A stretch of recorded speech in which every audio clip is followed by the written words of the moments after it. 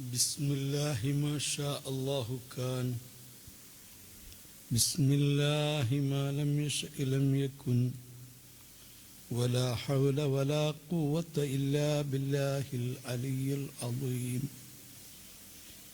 الحمد لله نحمده ونستعينه ونؤمن به ونتوكل عليه ونعوذ بالله من شرور أنفسنا ومن سيئات أعمالنا من يهده الله فلا مضل له ومن يضلل فلا هادي له ونشهد أن لا إله إلا الله وحده لا شريك له ونشهد أن سيدنا محمدا عبده ورسوله أرسله بالهدى ودين الحق ليظهره على الدين كله ولو كره المشركون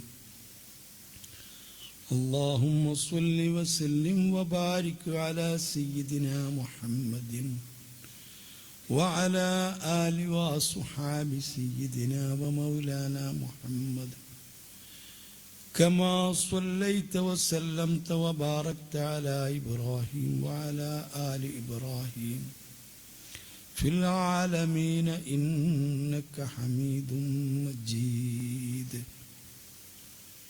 أما بعد فأعوذ بالله من الشيطان الرجيم بسم الله الرحمن الرحيم إنما الخمر والميسر والأنصاب والأزلام رجس من عمل الشيطان فاجتنبوه لعلكم تفلحون إنما يريد الشيطان أن يوقع بينكم العداوة والبغضاء في الخمر والميسر ويصدكم عن ذكر الله وعن الصلاة فهل أنتم منتهون صدق الله العلي العظيم صدق وصدق وبلغ رسوله النبي الكريم ونحن على ما قال ربنا من الشاهدين الشاكرين والحمد لله رب العالمين يا سيد السادات جئتك قاصدا أرجو رضاك وأحتمي بهماك والله يا خير الخلائق إن لي قلبا مشوقا لا يروم سواك يا مالكي كن شافعي لي فاقتي يا مالكي كن شافعي لي فاقتي يا سيدي يا رسول الله خذ بيدي ما لي سواك ولا ألوي على أحد يا أكرم الثقلين يا كنز الورى جد لي بجودك أرضني برضاك جد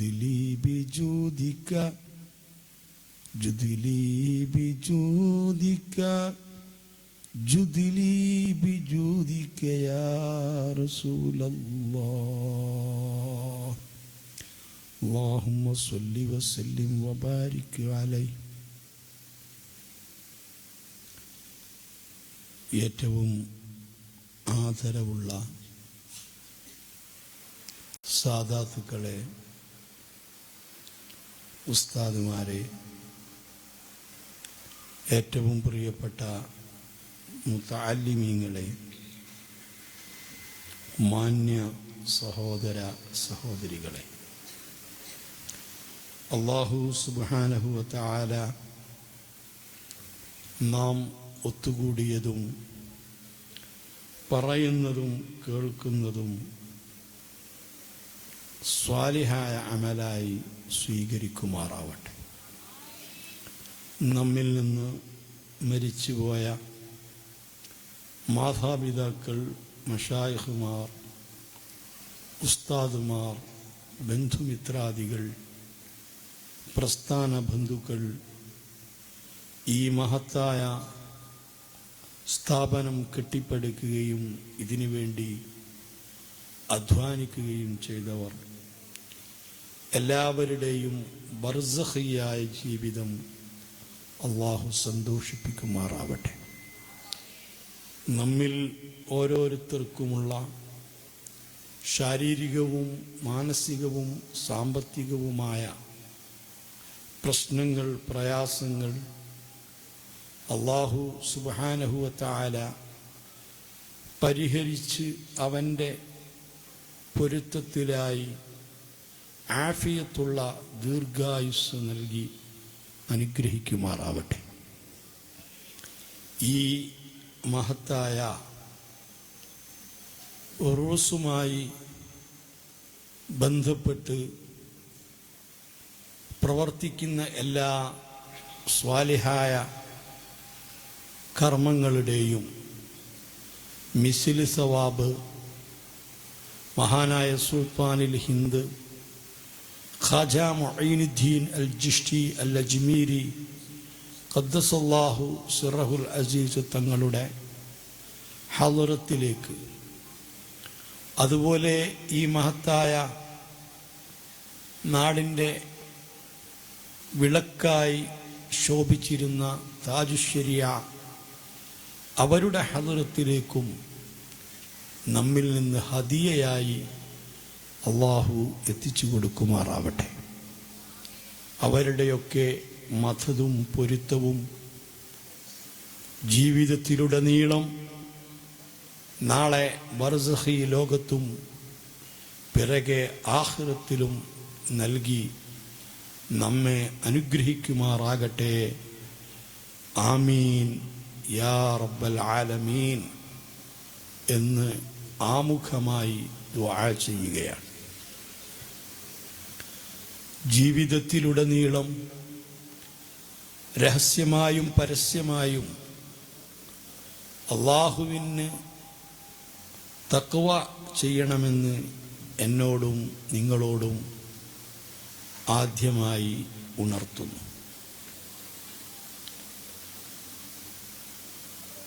ഈ പരിശുദ്ധ റജബ് മാസം പിറന്നത് മുതൽ തന്നെ മഹാനായ സുൽത്താനുൽ ഹിന്ദ് ഖാജ മുഈനുദ്ദീൻ ചിശ്തി തങ്ങളുടെ ഖദ്ദസല്ലാഹു സിറഹുൽ അസീസ് അവിടുത്തെ ആണ്ട് നേർച്ച ഒട്ടുമിക്ക മഹല്ലുകളിലും പ്രദേശങ്ങളിലും വളരെ വിപുലമായി നടത്തപ്പെട്ടുകൊണ്ടിരിക്കുകയാണ്. റജബിൽ ധാരാളം മഹാന്മാർ വിട പറഞ്ഞിട്ടുണ്ട്. നമ്മുടെ മദ്ഹബിൻ്റെ ഇമാമായ ഇമാം ഷാഫിഈ റളിയല്ലാഹു അൻഹു വഫാത്തായതും റജബ് മാസത്തിലാണ്. അതുപോലെ ഷാഫിഈ മദ്ഹബിലെ മുഹർരിർ എന്നറിയപ്പെടുന്ന ഇമാം അബൂ സക്കരിയ യഹ്യ ഇബ്നു ശറഫിൻ നവാവി തങ്ങളുടെ വഫാത്തും റജബ് മാസത്തിലാണ്. ഒട്ടനവധി പണ്ഡിതന്മാരും മഹത്തുക്കളും വിട പറഞ്ഞ മാസമാണ് റജബ് മാസം. യുദ്ധം നിഷിദ്ധമാക്കപ്പെട്ടിരുന്ന ഇസ്ലാമിലും ജാഹിലിയത്തിലും ഒരുപോലെ ആദരവ് കൽപ്പിക്കപ്പെട്ടിരുന്ന മാസങ്ങളിൽ പെട്ടതാണ് വിശുദ്ധ റജബ് മാസം. പ്രാർത്ഥനയ്ക്ക് ഇജാബത്ത് നൽകപ്പെടുന്ന വർഷത്തിലെ 5 രാവുകളിൽ ഒരു രാവാണ് റജബിലെ ആദ്യത്തെ രാവ്. ആദരവായ റസൂലുള്ളാഹി സ്വല്ലല്ലാഹു അലൈഹി വസല്ലമ ലോകത്തേക്ക് പ്രസവിക്കപ്പെടുന്നതിന് നിമിത്തമായി ആത്മീയ ലോകത്തു നിന്ന് ശാരീരിക ലോകത്തേക്ക് അബ്ദുല്ലാഹി റളിയല്ലാഹു അൻഹുവിൽ നിന്ന് ആമിന ബീവിയുടെ ഗർഭാശയത്തിലേക്ക് നീങ്ങിയത് റജബിലെ ആദ്യത്തെ ദിവസം ആണ്. ഇങ്ങനെ പലതുകൊണ്ടും പുണ്യമുള്ള മാസമാണ് റജബ് മാസം. ഈ മാസത്തിൽ മറ്റു മാസങ്ങളെക്കാൾ കൂടുതൽ സൽക്കർമ്മങ്ങളെ കൊണ്ട് ധന്യമാക്കുകയും വിശുദ്ധ ശഅബാനിൽ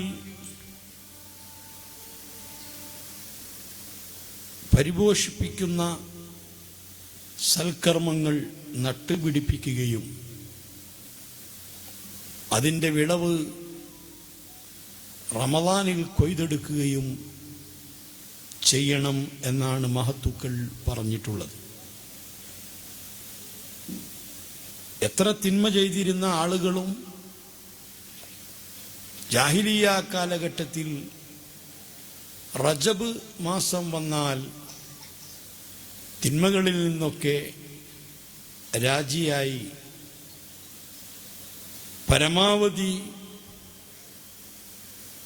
സൽസ്വഭാവങ്ങളും നന്മകളും വർദ്ധിപ്പിക്കാൻ തയ്യാറായിരുന്ന ഒരു മാസമാണ് റജബ് മാസം. ഈ സമയത്ത് വളരെ പ്രധാനപ്പെട്ട 1-2 കാര്യങ്ങൾ ശ്രദ്ധയിൽപ്പെടുത്തി നാം അവസാനിപ്പിക്കും.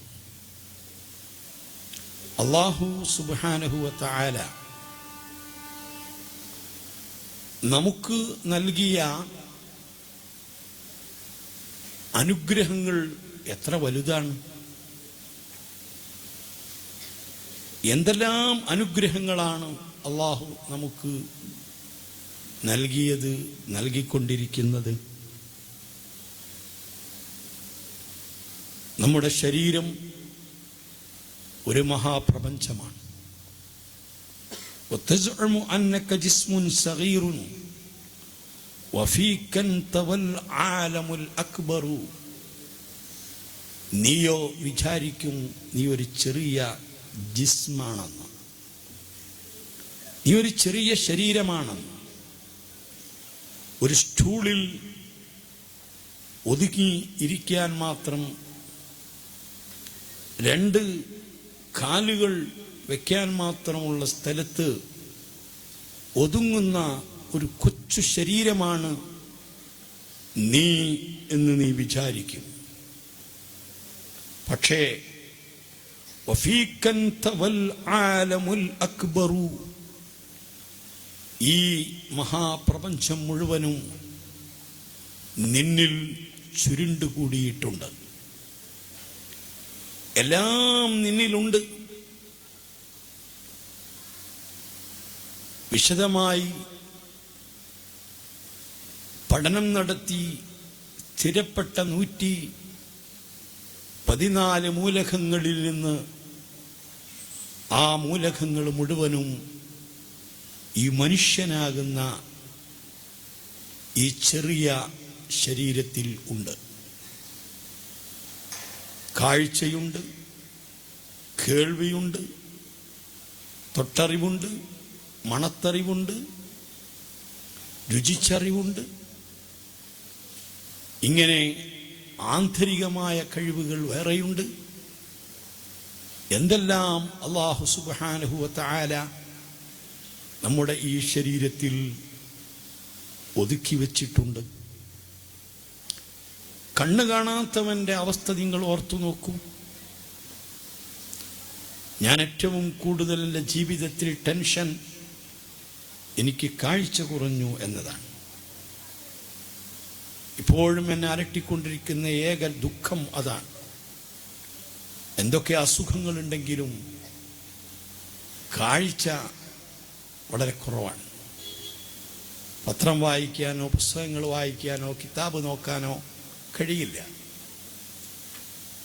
കണ്ണട വെച്ചതുകൊണ്ട് അത് പരിഹരിക്കപ്പെടുന്നില്ല. ലെൻസിന് തകരാറ് വന്നെങ്കിലാണ് കണ്ണട കൊണ്ട് പരിഹരിക്കുന്നത്. അന്നൊന്നും ഞാൻ ചിന്തിച്ചില്ലല്ലോ എന്ന് ഞാൻ പലപ്പോഴും ഓർത്തു പോകാറുണ്ട്. ഇനി കിതാബുകൾ നോക്കുവാൻ, വിശുദ്ധ ഖുർആൻ കൂടുതൽ പാരായണം ചെയ്യാൻ, അതുപോലെ ഒരു പുസ്തകം പോലും വായിക്കാൻ കഴിയില്ലല്ലോ. ഇതാണ് എന്നെ ഏറ്റവും അലട്ടുന്ന പ്രശ്നം. അല്ലാഹു സുബ്ഹാനഹു വ തആല അവൻ നമുക്ക് നൽകിയ നിഅമത്തുകളൊക്കെ നിലനിർത്തി തരുമാറാകട്ടെ. അതുപോലെ ചെവി കേൾക്കാത്തവരെ കുറിച്ചോർത്തു നോക്കൂ. സംസാരിക്കാൻ കഴിയാത്തവരെ കുറിച്ചോർത്തു നോക്കൂ. ഇതെല്ലാം അല്ലാഹു സുബ്ഹാനഹു വ തആല നമുക്ക് നൽകിയിട്ടുള്ള ഏറ്റവും വലിയ അനുഗ്രഹങ്ങളാണ്. ഇന്നത് എന്നില്ല, എല്ലാം ആ രൂപത്തിലുള്ള അനുഗ്രഹങ്ങളാണ്. കേൾവിയില്ലാതെയാണ് ഒരാളെ സൃഷ്ടിച്ചതെങ്കിൽ ഈ ലോകം മുഴുവനും നൽകിയാൽ അയാൾക്ക് കേൾവി കൊടുക്കാൻ കഴിയില്ല. ജന്മനാ കേൾവിയില്ലാത്തവനായി സൃഷ്ടിക്കപ്പെട്ട ഒരാൾക്ക് തീരെ കേൾവി ശക്തി ഉണ്ടാവില്ല. കോടികൾ ചെലവഴിച്ചിട്ട് നിങ്ങൾ എവിടെയെങ്കിലും കേട്ടിട്ടുണ്ടോ നേരത്തെ ചെവി കേൾക്കാത്ത ആൾക്ക് ഇപ്പൊ നന്നായിട്ട് കേൾക്കുന്നുണ്ട്? സാധ്യമല്ല. നേരത്തെ ചെവി കേൾക്കുന്നുണ്ട്, വളരെ പതുക്കെയാണ്. അങ്ങനെ ഉള്ള ആളുകൾക്കൊക്കെ പല മെഷീനുകളും ഘടിപ്പിച്ചുകൊണ്ട് ആ കേൾക്കുന്നതിനെ കുറച്ചുകൂടി ശക്തിപ്പെടുത്താൻ ഒരുപക്ഷെ സാധിച്ചെന്ന് വരും. കേൾവിയില്ലാത്ത ഒരാൾക്ക് കേൾവി നൽകാൻ, കാഴ്ചയില്ലാത്ത ഒരാൾക്ക് കാഴ്ച നൽകാൻ ആർക്ക് സാധിക്കും? സാധിക്കുകയില്ല. എന്താണതിൻ്റെ എത്ര വലിയ അനുഗ്രഹമാണത്! സ്പർശനം, തൊട്ടാൽ അറിയുന്നു, രുചി അറിയുന്നു. രുചി അറിയാതിരുന്നാൽ എങ്ങനെയുണ്ടാകും? ഈ വക എല്ലാവിധ അനുഗ്രഹങ്ങളും സർവാധിനാഥനായ അല്ലാഹു സുബ്ഹാനഹു വ തആല നമ്മുടെ ഈ ശരീരത്തിൽ ഒതുക്കി വച്ചിട്ടുണ്ട്. ഓരോ അവയവങ്ങൾക്കുള്ള വില എത്രയാണ്! ഇന്ന് മാറ്റി സ്ഥാപിക്കാൻ കഴിയുന്ന, ഫിറ്റ് ചെയ്യാൻ കഴിയുന്ന അവയവങ്ങൾ, അതിന് വില എത്രയാണ്!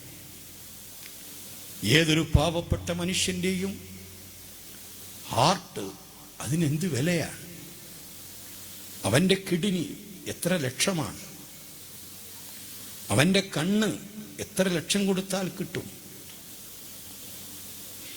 ഇങ്ങനെ കോടിക്കണക്കിന് വിലപിടിപ്പുള്ള ആന്തരികാവയവങ്ങളും ബാഹ്യാവയവങ്ങളും കഴിവുകളും സിദ്ധികളും മനുഷ്യനിൽ അല്ലാഹു സുബ്ഹാനഹു വ തആല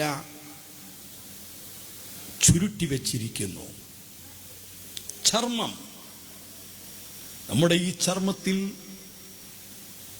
ആ ചർമ്മത്തിൽ എന്തെങ്കിലും ഒരു കല വന്നു പോയാൽ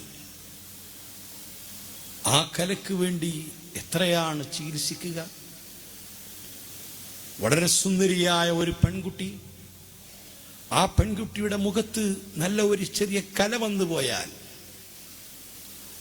ആ പെൺകുട്ടിയെ ആരെങ്കിലും കെട്ടിക്കൊണ്ടുപോകുമോ?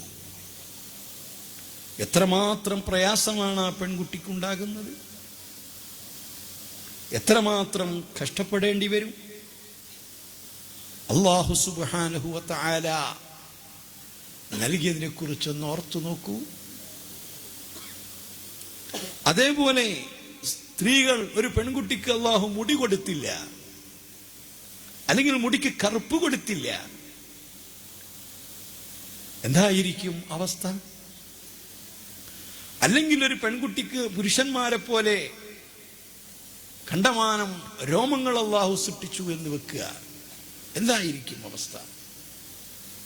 എന്താണ് ചിന്തിക്കാത്തത്? ഇതിൽ ജാതിയും മതവും ഒന്നും വ്യത്യാസമില്ല. എല്ലാ മനുഷ്യർക്കും അല്ലാഹു സുബ്ഹാനഹു വ തആല ഇതൊക്കെ നൽകിയിട്ടുണ്ട്. ഇതെല്ലാം അല്ലാഹു സുബ്ഹാനഹു വ തആല മറ്റു ജീവികൾക്കും നൽകിയിട്ടുണ്ട്. മറ്റു ജീവികൾക്ക് കാഴ്ചയുണ്ട്, അവർക്ക് തൊട്ടറിവുണ്ട്, അവർക്ക് കേൾവിയുണ്ട്, അവരുടേതായ ഭക്ഷണങ്ങളും മറ്റും അവർക്ക് രുചിച്ചറിയാൻ സാധിക്കുന്നുണ്ട്. ഇതൊക്കെ മറ്റു മൃഗങ്ങളിലും നമുക്ക് കാണാൻ കഴിയുന്നുണ്ട്. പക്ഷേ അല്ലാഹു സുബ്ഹാനഹു വ തആല മറ്റു മൃഗങ്ങൾക്കൊന്നും നൽകാതെ മനുഷ്യനും ജിന്നിനും മലക്കുകൾക്കും മാത്രം നൽകിയിട്ടുള്ള അപാരമായ ഒരു അനുഗ്രഹമാണ് ബുദ്ധി എന്ന് പറയുന്നത്. ബുദ്ധി അത് മനുഷ്യനും മലക്കുകൾക്കും ജിന്നുകൾക്കുമാണ്. എന്നാൽ നമ്മുടെ സഹജീവികളാകുന്ന മലക്കുകൾക്കും ജിന്നുകൾക്കും നൽകിയതിനേക്കാൾ വലിയ ബുദ്ധി മനുഷ്യർക്കാണ്. ആദം നബി അലൈഹിസ്സലാത്തു വസ്സലാമിനെ സൃഷ്ടിച്ച് ആദമിന്റെ മുൻപിൽ മലായിക്കത്തിനെ മുഴുവനും സുജൂദ് ചെയ്യിപ്പിച്ചത് ആദം നബി അലൈഹിസ്സലാത്തു വസ്സലാം തങ്ങൾക്ക് കൊടുത്ത അറിവും ബുദ്ധിയുമാണ്. ഏറ്റവും വലുത് ബുദ്ധിയാണ്. പണ്ഡിതന്മാർക്കിടയിൽ ബുദ്ധിയാണോ അറിവാണോ ഏറ്റവും ശ്രേഷ്ഠം എന്ന് തർക്കമുണ്ടെങ്കിലും ചിലരൊക്കെ അറിവാണ് ഏറ്റവും ശ്രേഷ്ഠമായത് എന്ന് പറഞ്ഞെങ്കിലും പണ്ഡിതന്മാരുടെ അവസാനത്തെ തീരുമാനം ഏറ്റവും മഹത്വമുള്ളത് ബുദ്ധിയാണ്. ജിന്നുകളെയും മലക്കുകളെയും സേവകരാക്കാൻ മാത്രമുള്ള ബുദ്ധി മനുഷ്യർക്കുണ്ട്. ജിന്നിനെ സേവിക്കുക, പിശാചിനെ സേവിക്കുക, ചാത്തനെ സേവിക്കുക എന്നൊക്കെ പറഞ്ഞാൽ അർത്ഥം അവരെ നമ്മൾ സേവിക്കുക എന്ന് പറഞ്ഞാൽ അതല്ല, അവർ നമ്മളെ സേവിക്കുകയാണ്. നമ്മൾ പറയുന്നത് പോലെ പിശാചി കേൾക്കുകയാണ്, നമ്മൾ പറയുന്നത് പോലെ ജിന്നുകൾ കേൾക്കുകയാണ്, ജിന്നുകൾ നമുക്ക് അനുസരിക്കുകയാണ്. അതിനാണ് ശരിക്ക് ജിന്ന് സേവ, പിശാചി സേവ എന്നൊക്കെ പറയുന്നത്. ആ ജിന്നുകളെയും പിശാചികളെയും നമുക്ക് സേവകരാക്കി മാറ്റാൻ മാത്രമുള്ള ബുദ്ധി അല്ലാഹു മനുഷ്യന് നൽകിയിട്ടുണ്ട്. ഈ ബുദ്ധിയോളം വലുത് മറ്റൊന്നില്ല. ഓർത്തു നോക്കൂ, അലി റളിയല്ലാഹു അൻഹു പറയുന്നു, റഅയ്തുൽ അഖ്ല അഖ്ലൈനി ഫമത്ബൂൻ വമസ്മൂഉ വലാ യൻഫഉ മസ്മൂഉൻ ഇദാ ലം യകും മത്ബൂഉ. ബുദ്ധി രണ്ട് തരം ബുദ്ധിയുണ്ട്. ഒന്ന് മനുഷ്യനെ ശരീരത്തിൽ ഊട്ടപ്പെട്ട ബുദ്ധി. ആ ബുദ്ധി ഒരാൾക്ക് വകതിരിവ് എന്ന് പറയും.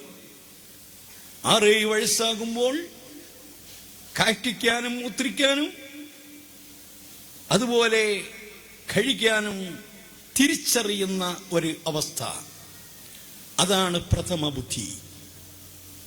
അതിനാണ് നമ്മൾ വകതിരിവ് എന്ന് പറയുന്നത്. 7 വയസ്സായ കുട്ടിക്ക് മൂത്രം അതുപോലെ വെള്ളവും തമ്മിൽ തിരിച്ചറിയും. കാഷ്ടവും മറ്റു വസ്തുക്കളും തമ്മിൽ തിരിച്ചറിയും. വെള്ളം കുടിക്കാൻ പറ്റും, മൂത്രം കുടിക്കാൻ പറ്റില്ല. ഇതൊക്കെ തിരിച്ചറിയുന്ന അവസ്ഥയിലുള്ള ഒരു ബുദ്ധി, അതിനാണ് തമ്മീസ് എന്ന് പറയുക. അത് കഴിഞ്ഞാൽ പിന്നീട് മസ്മൂൾ, കേട്ടും കണ്ടും പഠിക്കുന്ന ഒരു ബുദ്ധി, കേട്ടുപഠിക്കാൻ അതുപോലെ തന്നെ കണ്ടുപഠിക്കാൻ അതിനൊക്കെയുള്ള ഒരു ബുദ്ധി. അതൊരു 10-15 വയസ്സുവരെ ആ രൂപത്തിലുള്ള ബുദ്ധി ഉണ്ടാകും. അത് കഴിഞ്ഞാൽ പിന്നൊരു ബുദ്ധിയുണ്ട്, അനുഭവത്തിൽ നിന്നും മറ്റും പഠിക്കുന്ന, ഉൾക്കൊള്ളുന്ന, മനസ്സിലാക്കുന്ന, ആ മനസ്സിലാക്കിയത് മറ്റുള്ളവർക്ക് എത്തിച്ചു കൊടുക്കാൻ കഴിയുന്ന ഒരു ബുദ്ധി. അതാണ് യഥാർത്ഥത്തിൽ ശർഇൽ പറയുന്ന ബുദ്ധി. യഥാർത്ഥത്തിൽ പറയുന്ന ബുദ്ധി അതാണ്. ഏത് കാര്യവും അനുഭവത്തിൽ നിന്ന് പഠിച്ച്, ആ പഠിച്ചറിഞ്ഞത് അവിടെ സൂക്ഷിച്ച് അത് മറ്റുള്ളവർക്ക് പകർന്നു കൊടുക്കാൻ കഴിയുന്ന വിധത്തിലുള്ള ബുദ്ധി, ആ ബുദ്ധിയാണ് യഥാർത്ഥത്തിൽ ബുദ്ധി എന്ന് പറയുന്നത്. ആ ബുദ്ധി അല്ലാഹു സുബ്ഹാനഹു വ തആല മനുഷ്യന് നൽകിയിട്ടുണ്ട്. ആ ബുദ്ധിയെ പരമാവധി നാം സംരക്ഷിക്കണം. ഇസ്ലാമില് പഞ്ചമൂല്യങ്ങളുണ്ട്. പഞ്ചമൂല്യങ്ങൾക്ക് വലിയ സ്ഥാനം, മൗലികമായി അവകാശം, ആ പഞ്ചമൂല്യങ്ങളെ സംരക്ഷിക്കുന്നതിന്റെ അവകാശം മനുഷ്യന്റെ മൗലികാവകാശമാണ്. ഒന്ന് ശരീരം, മറ്റൊന്ന് സമ്പത്ത്, മറ്റൊന്ന് മാനം, മറ്റൊന്ന് തറവാട്, മറ്റൊന്ന് ബുദ്ധി. ഇത് ഈ 5 എണ്ണത്തെ സംരക്ഷിക്കാനുള്ള മനുഷ്യന്റെ അവകാശം മൗലികമാണ്. അതിന് ഇസ്ലാമിൽ കടുത്ത നിയമങ്ങളാണ്. അതുകൊണ്ടാണ് ഒരു ശരീരത്തെ ഒരാൾ കൊലപ്പെടുത്തിയാൽ وَمَنْ يَقْتُلْ مُؤْمِنًا مُتَعَمِّدًا فَجَزَاؤُهُ جَهَنَّمُ, മുഅ്മിനായ ഒരു മനുഷ്യനെ മുഅ്മിനായതിന്റെ പേരിലാണ് കൊല്ലുന്നതെങ്കിൽ അവനുള്ള പ്രതിഫലം കൊടുക്കുകയാണെങ്കിൽ കൊടുക്കേണ്ടത് ജഹന്നമ ഖാലിദൻ മുഖല്ലദൻ ഫീഹാ, ജഹന്നം എന്ന നരകമാണ്. അതൊക്കെ ആഖിറത്തിലുള്ള ശിക്ഷയാണെങ്കിൽ ഇസ്ലാമിലെ ശിക്ഷാ സമ്പ്രദായം അനുസരിച്ച് കൊന്നവനെ തിരിച്ചു കൊല്ലും. അതേ, കൊന്നു എന്ന് കോടതിയിൽ സ്ഥിരപ്പെട്ട് കഴിഞ്ഞാൽ ഇസ്ലാമിക ഭരണകൂടം അവനെ ഇസ്ലാമിക ഭരണം നടക്കുന്ന രാജ്യത്ത് തിരിച്ചു കൊല്ലും എന്നാണ് ഇസ്ലാമിലൊരു ശിക്ഷാ സമ്പ്രദായം. അതാണ്. അത് ശരീരത്തിന് സംരക്ഷണം നൽകുന്നതിനാണ്. അതുപോലെ ശരീരത്തിലെ ഒരാൾ ആക്രമിച്ചു, എന്നാൽ ആ അക്രമത്തിന് തിരിച്ച് അതേ രൂപത്തിൽ അക്രമം തിരിച്ചും അവന് ചെയ്യും. ഒരാൾ മറ്റൊരാളെ അടിച്ചാൽ, ഒരാൾ മറ്റൊരാളെ ഉപദ്രവിച്ചാൽ, ആ ഉപദ്രവിച്ചതിന് തിരിച്ച് ഇസ്ലാമിക കോടതിയാണെങ്കിൽ, ഭരണാധികാരിയാണെങ്കിൽ അതേ അളവിൽ ശിക്ഷിക്കാൻ അധികാരമുണ്ട്, ശിക്ഷ നടപ്പിൽ വരുത്തും. അതേ സമയത്ത് അത് ശരീരത്തിന്റെ സംരക്ഷണത്തിന് അതിനുവേണ്ടി ഇസ്ലാം വെച്ചിരിക്കുന്ന നിയമമാണ്. മറ്റൊന്നാണ് സമ്പത്തിന് സംരക്ഷണം. ഒരു മുസ്ലിമായ മനുഷ്യനാവട്ടെ അല്ലാത്ത മനുഷ്യനാവട്ടെ, അവന്റെ സമ്പത്ത് അവൻ സൂക്ഷിച്ചു വെച്ച സ്ഥലത്തിൽ നിന്ന് അതാ കട്ടെടുത്താൽ കട്ടെടുത്തവന്റെ വലത് കൈ മുറിക്കും. വലത് കൈ മുറിച്ച ശേഷം വീണ്ടും അവൻ കളവ് നടത്തിയാൽ അവന്റെ ഇടതുകാല് മുറിക്കും.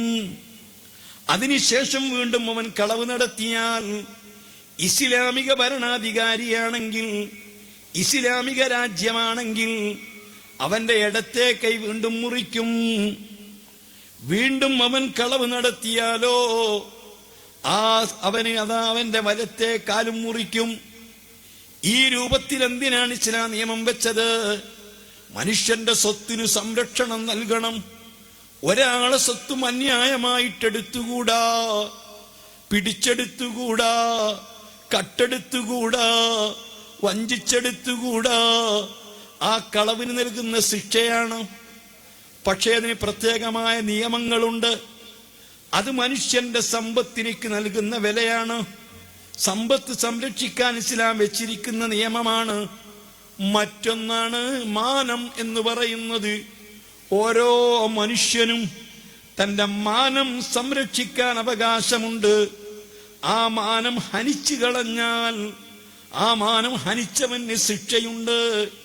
ഒരു സ്ത്രീയെയോ ഒരു പുരുഷനെയോ വ്യഭിചാരോപണം നടത്തിയാൽ, ഇന്ന പുരുഷൻ വ്യഭിചരിച്ചിട്ടുണ്ട് അല്ലെങ്കിൽ ഇന്ന സ്ത്രീ വ്യഭിചരിച്ചിട്ടുണ്ട് എന്ന് ആരോപണം ഉന്നയിച്ചാൽ, ആരോപണം ഉന്നയിച്ചവനെ ചാട്ടവാറുകൊണ്ട് 80 അടിയടിക്കുമെന്നാണ്.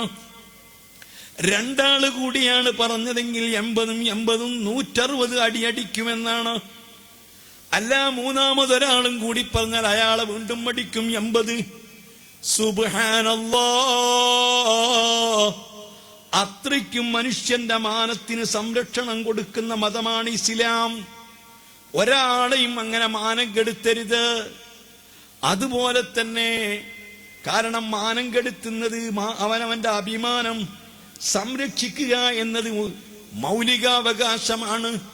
ഇതുകൊണ്ടല്ലേ മുത്ത് മുഹമ്മദുർ റസൂലുള്ളാഹി സ്വല്ലല്ലാഹു അലൈഹി വസല്ലമ അവിടുത്തെ വിടവാങ്ങൽ പ്രസംഗം ഹജ്ജത്തുൽ വദായിൽ നടത്തിയപ്പോൾ ഇന്ന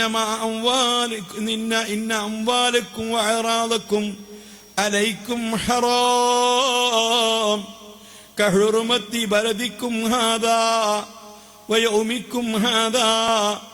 അതേ, നിങ്ങളെ സമ്പത്ത് പരസ്പരം പിടിച്ചെടുക്കൽ ഹറാമാണ്. ഒറ്റൊരുത്തന്റെ സമ്പത്ത് അന്യായമായിട്ടെടുക്കൽ ഹറാമാണ്. അത് പവിത്രതയുള്ളതാണ്. നിങ്ങളെ സമ്പത്തിന് പവിത്രതയുണ്ട്.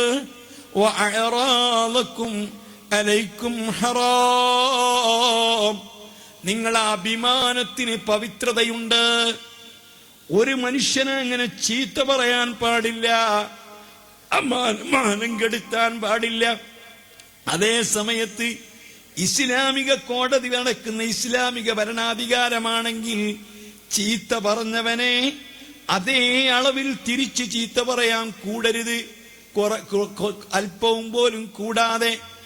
ഇതുകൊണ്ടാണല്ലോ കൃത്യമായ നീതി നടപ്പാക്കുന്ന മതമാണ് ഇസ്ലാം.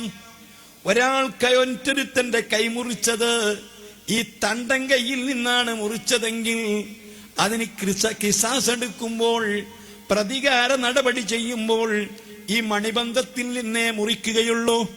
ഇത്രയും അകലം മുറിച്ചതിന് നഷ്ടപരിഹാരം വേറെ കൊടുക്കണം. കാരണം എല്ലോട് ചേർത്തുകൊണ്ട് മധ്യത്തിൽ വെച്ച് മുറിച്ചാൽ അത് ഏറാൻ സാധ്യതയുണ്ട്, കുറയാൻ സാധ്യതയുണ്ട്. അത്രയും കൃത്യമായ നീതിയാണ് ബഹുമാനപ്പെട്ട ഇസ്ലാം പറയുന്നത്. നീതി നിങ്ങൾ പാലിക്കണം സഹോദരാ. നിങ്ങൾക്ക് കേൾക്കണോ? മുത്തുനബി സ്വല്ലല്ലാഹു അലൈഹി വസല്ലമ തങ്ങളോട് ഒരു സ്വഹാബി വന്നുകൊണ്ട് പറയുന്നു, യാ റസൂലല്ലാഹ്, എനിക്കൊരുപാട് അടിമകളുണ്ട്, എനിക്കൊരുപാട് സർവന്റുകളുണ്ട്, അടിമവേല ചെയ്യുന്നവരുണ്ട്. പലരും എന്നെ വഞ്ചിക്കലുണ്ട്, എന്നെ അനുസരിക്കാത്തവരുണ്ട്. എന്നെ അനുസരിക്കാത്ത അടിമകളെയും എന്നെ വഞ്ചിക്കുന്ന അടിമകളെയും ഞാൻ വേദനിപ്പിക്കാറുണ്ട്, ശിക്ഷിക്കാറുണ്ട്, ഞാൻ അവരെ അടിക്കാറുണ്ട്. ആ സമയം അതിന് അല്ലാഹു സുബ്ഹാനഹു വ തആല എനിക്ക് ശിക്ഷ നൽകുമോ? മുത്തുനബി സ്വല്ലല്ലാഹു അലൈഹി വസല്ലമ തങ്ങൾ പറഞ്ഞ മറുപടി, മോനെ, നാളെ ആഖിറത്തിൽ നിനക്ക് വിചാരണ നടത്തുമ്പോൾ ആ അടിമകൾ നിന്നോട് ചെയ്തിരിക്കുന്ന വഞ്ചന, നിന്നോട് ചെയ്തിരിക്കുന്ന അനുസരണക്കേട്, നിന്നോട് കാണിച്ചിരിക്കുന്ന അപമര്യാദകൾ, അതിന് അനുസരിച്ച് അതിന്റെ അളവിൽ മാത്രമാണോ നീ ശിക്ഷിച്ചത്?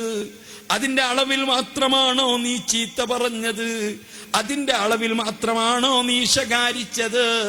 അതിന് ഖിസാസില്ല. മറിച്ച് അവര് ചെയ്ത തെറ്റും അവര് ചെയ്ത അനുസരണക്കേടും അവര് ചെയ്ത അപമര്യാദയും അതിനേക്കാൾ കൂടുതലായി പോയി നിന്റെ ശിക്ഷയെങ്കിൽ ഖിസാസ് എടുക്കുന്നതാ, പകരം വീട്ടുന്നതാ.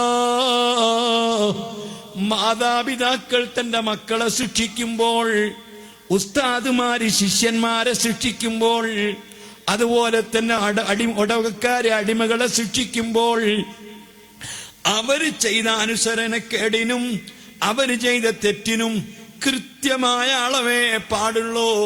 അതിലൊരിക്കലും കൂടുതലായിക്കൂടാ.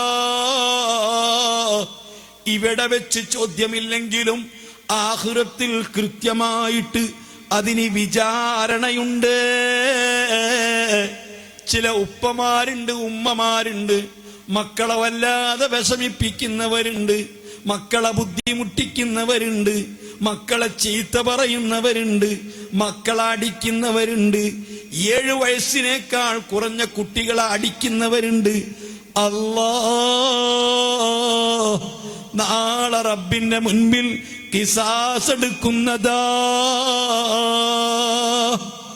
ഞാൻ ഉമ്മയാണ്, ഞാൻ ഉപ്പയാണ്, ഞാൻ രക്ഷിതാവാണ് എന്ന് പറഞ്ഞിട്ടു കാര്യമില്ല. അത്രയും നീതി നടപ്പാക്കുന്ന മതമാണ് വിശുദ്ധ ഇസ്ലാം. അതേ നീതിയാണ് ഇസ്ലാം നമുക്ക് പഠിപ്പിച്ചിരിക്കുന്നത്. അതുകൊണ്ട് മനുഷ്യന്റെ മാനത്തിന് സംരക്ഷണമുണ്ട്, അതുപോലെ സമ്പത്തിന് സംരക്ഷണമുണ്ട്, അതുപോലെ മനുഷ്യന് ചാരിത്രത്തിന് സംരക്ഷണമുണ്ട്, തറവാടിന് സംരക്ഷണമുണ്ട്. തറവാടിന്റെ സംരക്ഷണാർത്ഥമാണ് ഒരു സ്ത്രീയോ പുരുഷനോ വ്യഭിചരിച്ചാൽ ആ വ്യഭിചരിച്ച സ്ത്രീയെ അല്ലെങ്കിൽ വ്യഭിചരിച്ച പുരുഷനെ അവിവാഹിതനാണെങ്കിൽ ചാട്ടമാറുകൊണ്ട് 100 അടി അടിക്കുന്നതാണ്. ഇസ്ലാമിക കോടതിയിൽ വ്യഭിചരിച്ചു എന്ന് സാക്ഷി മുഖേന തെളിഞ്ഞു കഴിഞ്ഞാൽ അവനെ 100 അടി അടിക്കും എന്നതാണ്. അതേ സമയത്ത് വിവാഹിതനാണോ, വിവാഹിതനായ പുരുഷനാണോ, വിവാഹിതനായ സ്ത്രീയാണോ വ്യഭിചരിച്ചു എന്ന് തെളിഞ്ഞു കഴിഞ്ഞാൽ ഇസ്ലാമിക കോടതിയിൽ മരിക്കുന്നത് വരെ എറിഞ്ഞു കൊല്ലുന്നതോ. അതല്ലാതിരുന്നാൽ, വ്യഭിചാരത്തിന് സ്വാതന്ത്ര്യം കൊടുത്താൽ, ഇതുപോലത്തെ കഠിനമായ ശിക്ഷകൾ നടപ്പാക്കിയിട്ടില്ലെങ്കിൽ ഇവിടെ പിറക്കുന്ന മക്കൾക്ക് തറവാടുണ്ടാവില്ല. കണ്ടമാനം ജാരസന്താനങ്ങളും ചെറ്റകളും ജനിക്കുന്നതാണ്. ഇത് 4 മൂല്യങ്ങളാണ്. അതുപോലെ ഇതിനെല്ലാം നിമിത്തമായ മറ്റൊരു കാര്യമുണ്ട്, അതാണ് ബുദ്ധി. ഈ ബുദ്ധിയെ ഹനിക്കുന്ന, ബുദ്ധിയെ ഇല്ലായ്മ ചെയ്യുന്ന, ബുദ്ധിയെ നഷ്ടപ്പെടുത്തുന്ന മഹാവിപത്ത് ചെയ്താൽ അതിന് ഇസ്ലാമിക കോടതിയിലെ 40 അടിയടിക്കുന്നതാണ്. കാരണം മനുഷ്യന്റെ ബുദ്ധി സംരക്ഷിക്കപ്പെടേണ്ടതാണ്. ബുദ്ധിയില്ലാതിരുന്നാൽ നിങ്ങൾ ഓർത്തു നോക്കൂ, ബഹുമാനപ്പെട്ട അബൂ ഇസ്ഹാഖുൽ മർവസി തങ്ങൾ പറഞ്ഞ പോലെ, അതേ അവിടുന്ന് പറയുന്നു, എനിക്ക് ഏറ്റവും വലിയ അത്ഭുതം തോന്നിയത്, ഞാൻ ഒരാളെ കണ്ടു, അയാളതാ കയ്യിലേക്ക് മൂത്രമൊഴിക്കുന്നുണ്ട്. കയ്യിലേക്ക് മൂത്രമൊഴിച്ചിട്ട് കൈ കൊണ്ട് തന്നെ ആ മൂത്രം കൊണ്ട് തന്നെ കഴുകുന്നുണ്ട്. ഇത് മൂത്രമാണ്, ഇത് വെള്ളമാണ്, രണ്ടും അദ്ദേഹത്തിന്റെ ധാരണയാണ്. കാരണം ബുദ്ധിയില്ല. ഇത്രയും ശക്തമായിരിക്കുന്ന ബുദ്ധി, ഈ ബുദ്ധിയെ നശിപ്പിക്കുന്ന വസ്തുക്കൾ, മദ്യപാനം, അതുപോലെ ലഹരി വസ്തുക്കൾ ഒരിക്കലും മനുഷ്യൻ ഉപയോഗിച്ചിട്ട് ബുദ്ധി ഹനിച്ചുകൂടാ. ഇന്ന് നമ്മുടെ സമുദായത്തിൽ ഏറ്റവും കൂടുതൽ നടമാടിക്കൊണ്ടിരിക്കുന്ന തിന്മ ഈ ബുദ്ധിയെ നശിപ്പിക്കുന്ന മദ്യപാനവും അതുപോലെ ലഹരി വസ്തുക്കളുടെ ഉപയോഗവുമാണ്. നബി സല്ലല്ലാഹു അലൈഹി വസല്ലമ തങ്ങളെ കാലത്ത്, ഖുലഫാഉർ റാഷിദീങ്ങളുടെ കാലത്ത്, ആ കാലങ്ങളിലെല്ലാം ഇങ്ങനെ മനുഷ്യന്റെ ബുദ്ധിയെ നശിപ്പിക്കുന്നത് കേവലം ഖംറ് മദ്യമായിരുന്നു. അതേ സമയത്ത് താർത്താരികൾ മുസ്ലിം ഉമ്മത്തിന് വരുത്തി തീർത്ത ഫിത്ന കുറച്ചൊന്നുമല്ല. താർത്താരികളെ പോലെ ഈ സമുദായത്തിന് നാശം വിതച്ച നശിപ്പിച്ചൊരു വിഭാഗം ലോകത്ത് വന്നിട്ടില്ല. താർത്താരികളെ പോലെ മുസ്ലിമീങ്ങളെ കൊന്നു നശിപ്പിച്ചവരും അതുപോലെ ശിക്ഷിച്ചവരും മറ്റൊരു കൂട്ടരില്ല. ആ താർത്താരികളാണ് അതേ ഈ ശരിക്ക് ദ്രാവകമല്ലാത്ത പൊടികളും അതുപോലത്തെ ലഹരി വസ്തുക്കൾ കൊണ്ടുവന്നത്. കഞ്ചാവ് പോലെയുള്ള അതുപോലത്തെ ഇന്ന് ഏതെല്ലാം പേരുകളിൽ അറിയപ്പെടുന്നുണ്ട്. ആ പേരുകളൊന്നും ഞാൻ പറയേണ്ടതില്ലല്ലോ. മനുഷ്യന്റെ ബുദ്ധിയെ നശിപ്പിക്കുന്ന ഈ എന്തൊക്കെയുണ്ടോ അത് കടുത്ത തെറ്റാണ്, ഹറാമാണ്. വിശുദ്ധ ഖുർആൻ അത്രയും ഗൗരവത്തിലാണ് ആ കാര്യം പറഞ്ഞത്. നിങ്ങളൊന്ന് ഓർത്തു നോക്കൂ സഹോദരന്മാരെ, ഓരോരുത്തരും ഓരോ വിധത്തിലായിരിക്കാൻ അടിമപ്പെടുന്നത്. ഇന്ന് നമ്മുടെ കുട്ടികൾ സ്കൂളിൽ പഠിക്കുന്ന കുട്ടികൾ മുതൽക്ക് കോളേജിൽ പഠിക്കുന്ന കുട്ടികൾ മുതൽക്ക് വലിയ മെഡിക്കൽ കോളേജിൽ ഡോക്ടറാകാൻ വേണ്ടി പഠിച്ചുകൊണ്ടിരിക്കുന്നവർ മുതൽക്ക് അല്ലെങ്കിൽ ആയിരക്കണക്കിന് ആളുകളെ സർജറി ചെയ്യുന്ന ഡോക്ടർമാർ ഉൾപ്പെടെ പല വിധത്തിലുള്ള ലഹരി വസ്തുക്കൾക്കും പല വിധത്തിലുള്ളതായ മയക്കുമരുന്നുകൾക്കും അടിമപ്പെട്ടുകൊണ്ടിരിക്കുന്നു. ഞാൻ ആരെയും കുറ്റപ്പെടുത്തുകയല്ല, വേദന കൊണ്ട് പറയുകയാണ്. ഫാത്തിമമാരും മുഹമ്മദുമാരും ജന്മം കൊടുത്ത മക്കളാ, മുസ്ലിം കുടുംബത്തിൽ പിറന്നവരാ, ഉപ്പ നിസ്കരിക്കുന്നവനാ, മതബോധമുള്ളവനാ. അവരൊക്കെ മക്കൾ ഇന്നിതാ പല പേരുകൾ അറിയപ്പെടുന്ന ലഹരി വസ്തുക്കൾ ഉപയോഗിക്കുന്നു. ഹാൻസ് ഉപയോഗിക്കുന്നവരുണ്ട്, കൊക്കൈൻ ഉപയോഗിക്കുന്നവരുണ്ട്, മഹാവിപത്ത് സൃഷ്ടിക്കുന്ന MDA ഒക്കെ ഉപയോഗിക്കുന്നവരുണ്ട്, അത് വിൽക്കുന്നവരുണ്ട്, അത് കൊടുക്കുന്നവരുണ്ട്, അത് ബിസിനസ്സായി കൊണ്ട് നടക്കുന്നവരുണ്ട്. നിങ്ങൾക്ക് കേൾക്കണോ? ഇതുമായി ബന്ധപ്പെട്ട് അള്ളാഹുവിന്റെ റസൂൽ വ്യഭിചരിച്ചവന്റെ ശിക്ഷ വ്യഭിചരിച്ചവന് മാത്രമാണ്, വ്യഭിചരിച്ചവൾക്ക് മാത്രമാണ്. കട്ടവന്റെ ശിക്ഷ കട്ടവന് മാത്രമാണ്, അവന്റെ കൈ മാത്രമാണ് മുറിക്കുന്നത്. അതേപോലെ പലിശ വാങ്ങുന്നവൻ അവൻ പലിശ വാങ്ങിയവനാണ്. അതേപോലെ തന്നെ മറ്റു തെറ്റുകളുമൊക്കെ അങ്ങനെ. അതേ സമയത്ത് കള്ള് അങ്ങനെയല്ല, മദ്യം അങ്ങനെയല്ല. അനസ് റളിയല്ലാഹു അൻഹു തങ്ങളെ തൊട്ട് റിപ്പോർട്ട് ചെയ്യുന്നു, ലഅന റസൂലുള്ളാഹി സ്വല്ലല്ലാഹു അലൈഹി വസല്ലം ഫിൽ ഖംരി അശ്റാ. മദ്യത്തിന്റെ കാര്യത്തിൽ 10 കൂട്ടരെ നബി സല്ലല്ലാഹു അലൈഹി വസല്ലം തങ്ങൾ ശപിച്ചിട്ടുണ്ട്. ആസിറഹാ വമുഅ്തസിറഹാ വസാഖിയഹാ വഹാമിലഹാ വൽമഹ്മൂലത ഇലൈഹി വബായിഅഹാ വമുശ്തരിയഹാ. ഇത്രമാത്രം ഗൗരവത്തിൽ തങ്ങൾ പഠിപ്പിച്ച തെറ്റേതാണ്? കള്ള് ഉണ്ടാക്കുന്നവനെ അള്ളാഹുവിന്റെ റസൂല് ശപിച്ചിട്ടുണ്ട്. അവർ ശാപത്തിന് വിധേയരാണ്, അഭിശബ്ദത ഉള്ളവരാണ്. അള്ളാഹു ഒരിക്കലും റഹ്മത്ത് ചെയ്യാത്തവരാണ്. നിങ്ങൾക്ക് കേൾക്കണോ? കള്ളുണ്ടാക്കുന്നവൻ, മദ്യമുണ്ടാക്കുന്നവൻ, ആ മദ്യം ആർക്ക് വേണ്ടിയാണ് ഉണ്ടാക്കുന്നത്? ആര് കൽപ്പിച്ചിട്ടാണ് ഉണ്ടാക്കുന്നത്?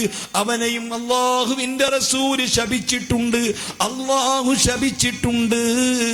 മാത്രമല്ല കുടിക്കുന്നവനെ, മാത്രമല്ല അത് ചുമന്നു കൊണ്ടുപോകുന്നവനെ, ആരിലേക്കാണോ ചുമന്നു കൊണ്ടുപോകുന്നത് അവനെ, അത് വിൽപ്പന നടത്തുന്നവനെ, അത് വാങ്ങിക്കുന്നവനെ, അതിനെ ഹെൽപ്പ് ചെയ്യുന്നവരെ, ഇങ്ങനെ 10ഓളം ആളുകളെയാണ് ഇത്തരം മദ്യത്തിന്റെ കാര്യത്തിൽ മുത്തുനബി ശപിച്ചത്.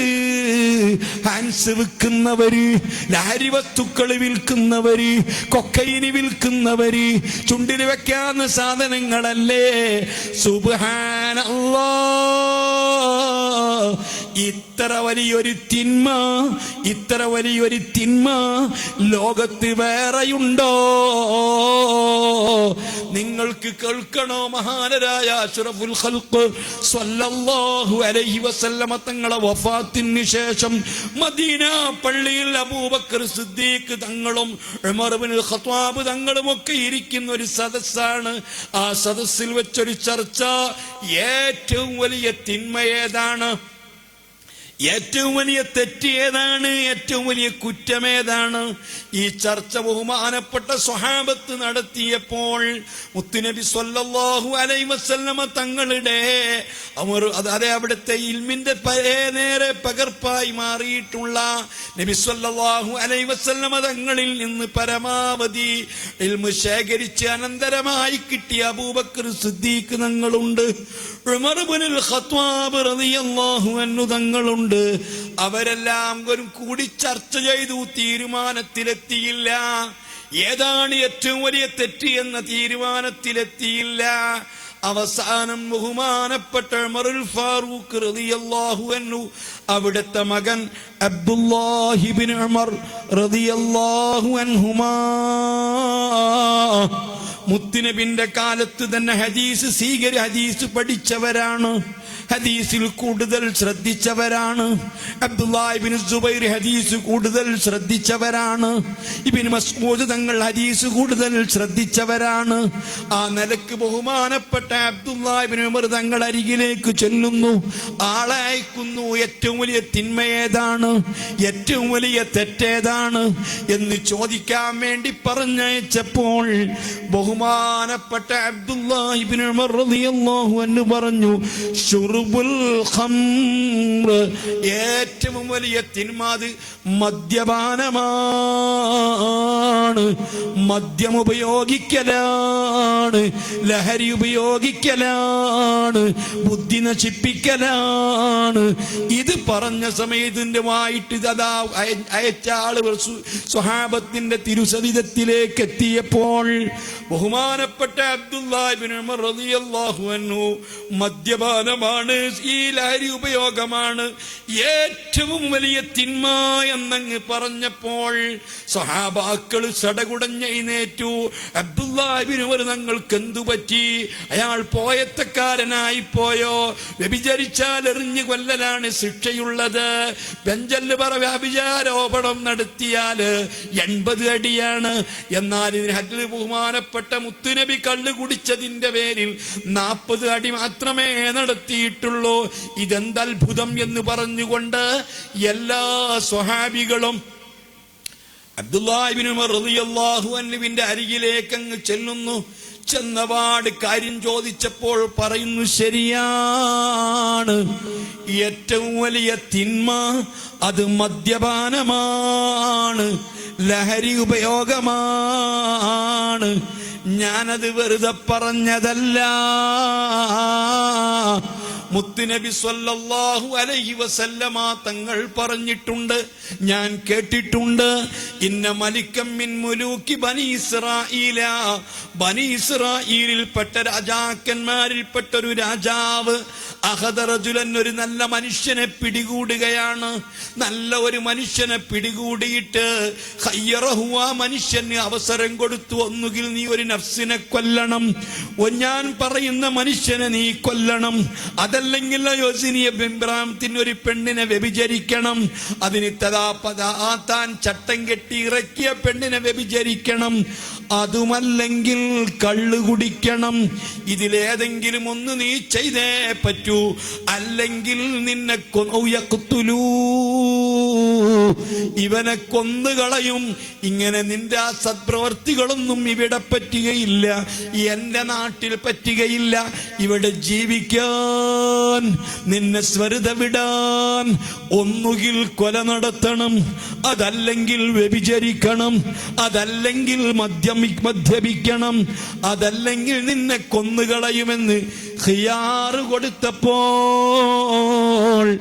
ആ മനുഷ്യൻ മദ്യപാനം തെരഞ്ഞെടുത്തു. അല്പം മദ്യം കുടിക്കാമെന്ന് വെച്ചു. ആ മദ്യം കുടിച്ചതോടുകൂടി അവരുദ്ദേശിച്ച ഫഅലമാറാദൂബിഹി, ആ മനുഷ്യനെ കൊണ്ട് ഉദ്ദേശിച്ച സർവ തിന്മകളും ചെയ്തു. കൊല നടത്തി, വ്യഭിചരിച്ചു, എല്ലാ തിന്മയും തൊടുത്തു. അതുകൊണ്ടാണ് അൽ ഖംറു ഉമ്മുൽ ഖബായിസി, എല്ലാ തിന്മകളുടെയും എല്ലാ വെടക്ക് സ്വഭാവങ്ങളുടെയും എല്ലാ ചീത്ത കാര്യങ്ങളുടെയും ഉമ്മയാണ്, തള്ളയാണ് മദ്യപാനമെന്ന് റസൂലുള്ളാഹ്. എന്റെ ശബ്ദം കേൾക്കുന്ന മുസ്ലിമീങ്ങളോട്, സഹോദരങ്ങളോട്, ചെറുപ്പക്കാരോട്, യുവാക്കളോട്, യുവതികളോട്, നിങ്ങൾക്കറിയുമോ അല്ലാഹുവിന്റെ റസൂല് പറയുന്നത്, ലാ യശ്റബുൽ ഖംറ ഇംറിഉൻ, ഒരു മനുഷ്യൻ, ഒരു മുഅ്മിനായ മനുഷ്യൻ കള്ള് കുടിക്കുകയില്ല. ഫയുതഖബ്ബല മിന്നു സ്വലാത്തു 40 യൗമ, 40 ദിവസത്തെ നിസ്കാരം അവരിൽ നിന്ന് സ്വീകരിക്കപ്പെടുകയില്ല. ഒരു ലഹരി ഉപയോഗിച്ചാൽ, ഒരു കൊക്കൈൻ ഉപയോഗിച്ചാൽ, ഒരു മയക്കുമരുന്ന് ഉപയോഗിച്ചാൽ, എന്തെങ്കിലും ഒരു സിറിഞ്ചിലാക്കി കയറ്റിയാൽ, പേരൊന്നും എനിക്കറിയില്ല, നിങ്ങൾ അറിയുന്നവരാ, ഞാനൊരു വയസ്സനല്ലേ, എനിക്കതൊന്നും അറിയില്ലല്ലോ. എന്നാൽ നിങ്ങൾക്കറിയാവുന്ന ഇത്തരം ലഹരി വസ്തുക്കളിൽ നിന്ന് ഏതെങ്കിലും എന്നൊരു ഒരാൾ ഉപയോഗിച്ചാൽ 40 ദിവസത്തേക്ക് അവന്റെ നിസ്കാരം സ്വീകരിക്കൂല.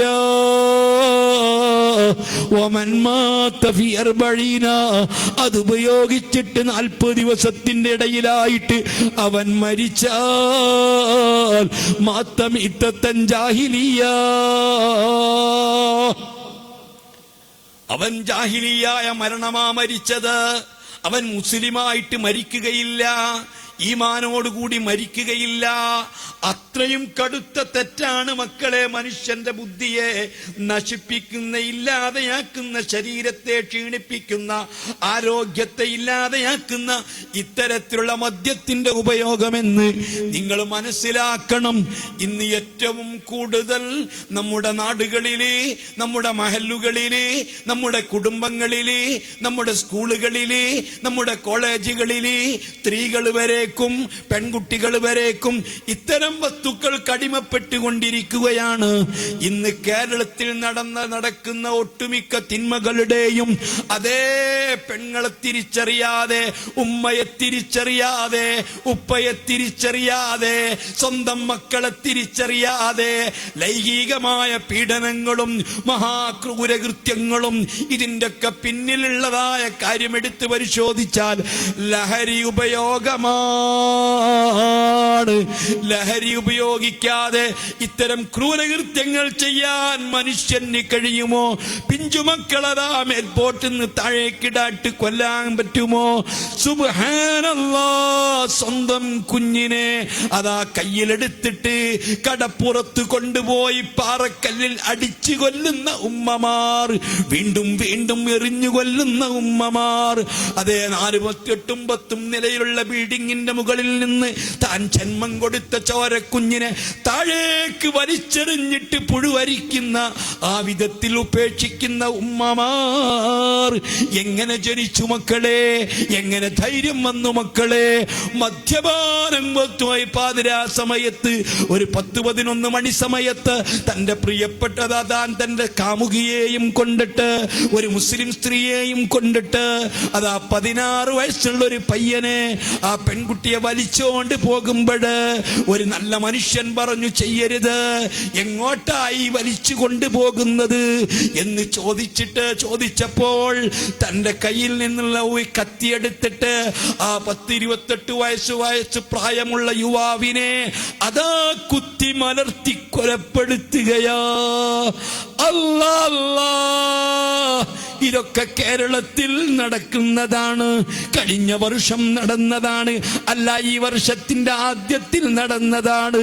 ഇങ്ങനെ മഹാക്രൂരകൃത്യം അൽ ഖംറു ഉമ്മുൽ ഖബായിസി, എല്ലാവിധ തിന്മകളുടെയും അരാജകത്വത്തിന്റെയും അധർമ്മത്തിന്റെയും മഹാവിപത്തിന്റെയും അതിനൊക്കെ പ്രസവിക്കുന്ന തെറ്റ് കള്ള് കുടിക്കല. മുസ്ലിം കുടുംബത്തിൽ പിറന്ന അഹ്മദെന്നും മുഹമ്മദെന്നും റിയാസെന്നും നിയാസെന്നും പേരുള്ള വലിയ വലിയ ആളുകള്, ഉന്നത തറവാടുകളിൽ ജനിച്ചവര് ഇന്ന് പരസ്യമായിട്ട് ഹൈവേ റോട്ടിലുള്ള ബിവറേജിന്റെ അരികിൽ കാറ് നിർത്തുന്നു, ഇറങ്ങിപ്പോയിട്ട് ക്യൂ നിൽക്കുന്നു. ആള് കാണുന്നതിന് യാതൊരു മാനക്കേടുമില്ല. പഴയ കാലത്ത് ആരെങ്കിലും ഒക്കെ കള്ള് കുടിച്ചിരുന്നെങ്കിലും ആരും അറിയാതെ രാത്രിയിലൊക്കെയാ കുടിച്ചിരുന്നത്. ഇന്നങ്ങനെയല്ല.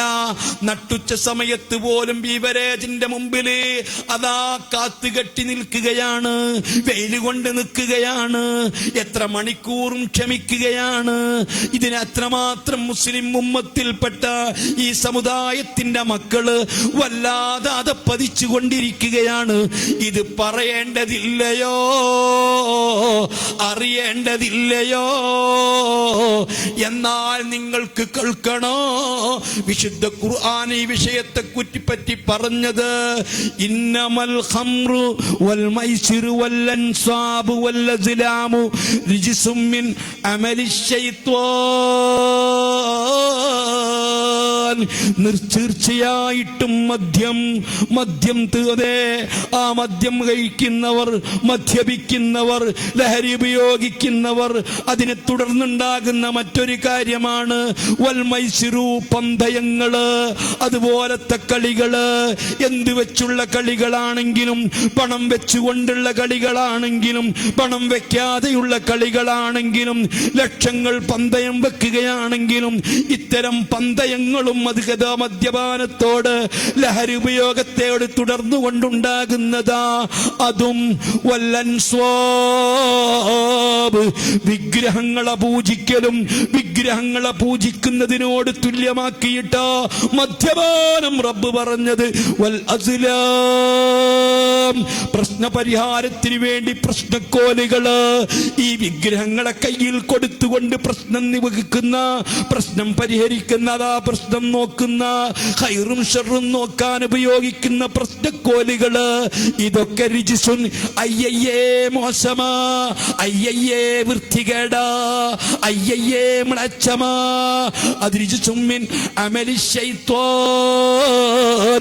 അത് പിശാചിന്റെ പ്രവർത്തനം കൊണ്ട്, പിശാചിന്റെ ദുർബോധനം കൊണ്ട്, പിശാചിന്റെ ചൊൽപ്പടിക്ക് നിങ്ങൾ കീഴ്പ്പെടുന്നത് കൊണ്ട്, പിശാചിന്റെ പ്രവർത്തനത്താൽ ഉണ്ടാകുന്ന മ്ലേച്ഛമാണേ, അതാ വഴിക്കാണേ, വൃത്തികേടാണേ. അതുകൊണ്ട് ഫജ്തനിബൂ, നിങ്ങൾ വെടിഞ്ഞേക്കണം, നിർത്തിയേക്കണം.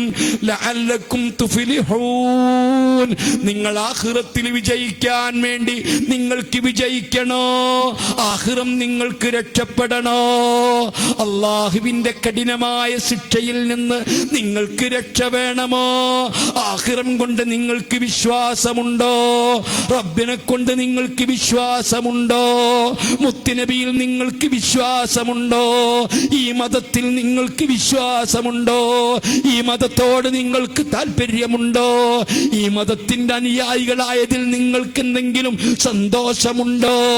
വെടിയണേ. ഇന്നമാ യുരീദു ശൈത്വാനു അൻ യുഖിഅ ബൈനകുമുൽ അദാവത വൽ ബഗ്ദാ ഫിൽ ഖംരി വൽ മൈസിരി.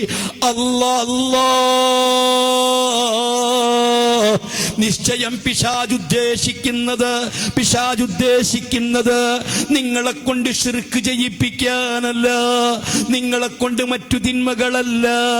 അയ്യൂക്കിയ ബൈനക്കുമുൽ അദാവത വൽ ബഗ്ദാ, പരസ്പരം നിങ്ങൾക്കിടയിൽ ശത്രുത ഉണ്ടാക്കാനും വിദ്വേഷങ്ങൾ ഉണ്ടാക്കാനും, പരസ്പരം നിങ്ങൾ തമ്മിൽ അടിയും പിടിയും കച്ചറയും, അതേ തമ്മിൽ തല്ലും തൊഴുത്തിൽ കുത്തും, സംഘടനാപരമായും എല്ലാ അർത്ഥത്തിലും നിങ്ങൾക്കിടയിൽ വിദ്വേഷങ്ങൾ ഉണ്ടാക്കാൻ അതുപോലെ ശത്രുതയുണ്ടാക്കാൻ.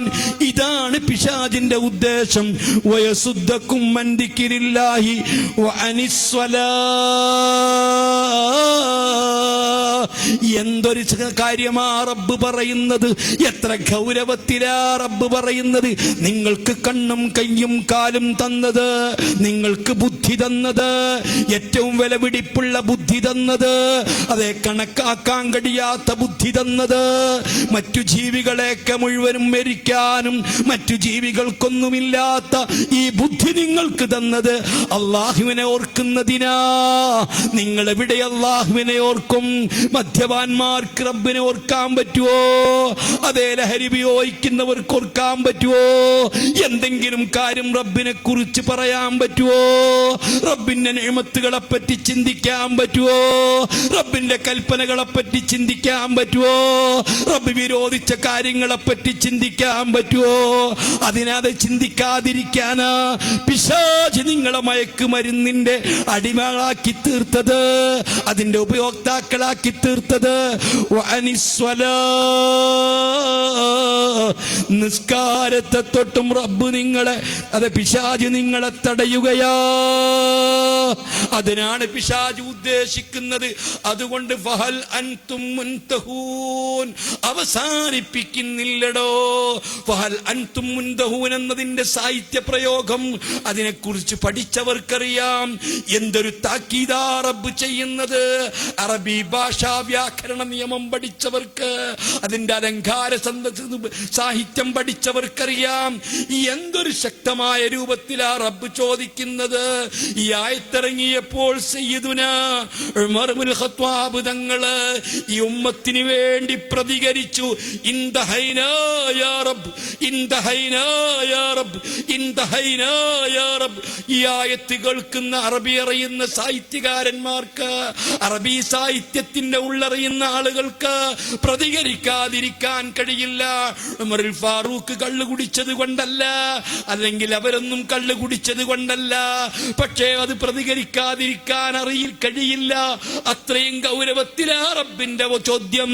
ഇൻതഹൈനാ, ഇൻതഹൈനാ, ഇൻതഹൈനാ, ഞങ്ങൾ അവസാനിപ്പിച്ചു. അല്ലാഹ്, ഞങ്ങൾ അവസാനിപ്പിച്ചു. ഉമറുൽ ഫാറൂഖ് കള്ളു കുടിക്കുന്ന ആളായതുകൊണ്ടല്ല, ഈ ഉമ്മത്തിന് വേണ്ടി പ്രതികരിച്ചു. പ്രതികരിക്കാതിരിക്കാൻ കഴിയില്ല. അത്രയും ഗൗരവത്തിലാ റബ്ബിന്റെ ചോദ്യം. താലിമീങ്ങളോട് ചോദിച്ചു നോക്ക്, ഉസ്താദുമാരോട് ചോദിച്ചു നോക്ക്. ഫഹൽ അൻതും മുൻതഹൂൻ, എന്താണ് അതിന്റെ സാഹിത്യം? ഇതുപോലത്തെ ഒരു തിന്മ വേറെയുണ്ടോ? ഇതുപോലത്തെ ഒരു തിന്മ വേറെയുണ്ടോ? അല്ലാഹു സുബ്ഹാനഹു വ തആല നമ്മെ കാത്തുരക്ഷിക്കുമാറാവട്ടെ. നമ്മുടെ പള്ളിയുടെ പരിസരത്ത് മറവയ്യപ്പെട്ട് കിടക്കുന്ന ആയിരക്കണക്കിന് മുഅ്മിനീങ്ങൾ, ആയിരക്കണക്കിന് സ്വാലിഹീങ്ങൾ, ആയിരക്കണക്കിന് നല്ല നല്ല മനുഷ്യന്മാർ, അവരെ മക്കൾ ഈ രൂപത്തിൽ കുടിച്ച്, അല്ലെങ്കിൽ അവർ ലഹരി ഉപയോഗിച്ച്, പഴയകാലത്ത് അതൊക്കെ താർത്താരികൾ കൊണ്ടുവന്നതാണ്. ഇത്രയും ഗൗരവത്തിൽ ഉലഫാ ഉറാഷിദീങ്ങളെ കാലം മുതൽ ഈ താർത്താരികൾ വരുന്നത് വരെ ഈ കള്ളല്ലാതെ മറ്റൊന്നും ഉണ്ടായിരുന്നില്ല. അതുകൊണ്ടാണ് ഇത്തരം പൊടികളും മയക്കുമരുന്നുകളും അത്തരം കൊത്തുകൾ ഉപയോഗിച്ചാൽ ശറഇൽ ഹദ് ഇല്ലാത്തത്. ഹദ്ദുണ്ടാവണമെങ്കിൽ അത് നബി സല്ലല്ലാഹു അലൈഹി വസല്ലമ തങ്ങളിൽ നിന്നും ഉലഫാ ഉറാഷിദീങ്ങളിൽ നിന്നും വാരിദായി വന്നതായിരിക്കണം. അവരിൽ നിന്ന് വാരിദായത് കള്ളുകുടി മാത്രമാണ്. നിങ്ങൾ ഓർത്ത് നോക്ക്, ചിന്തിക്കണ്ടേ? ഉമ്മമാര് ചിന്തിക്കണ്ടേ? ഉപ്പമാര് ചിന്തിക്കണ്ടേ?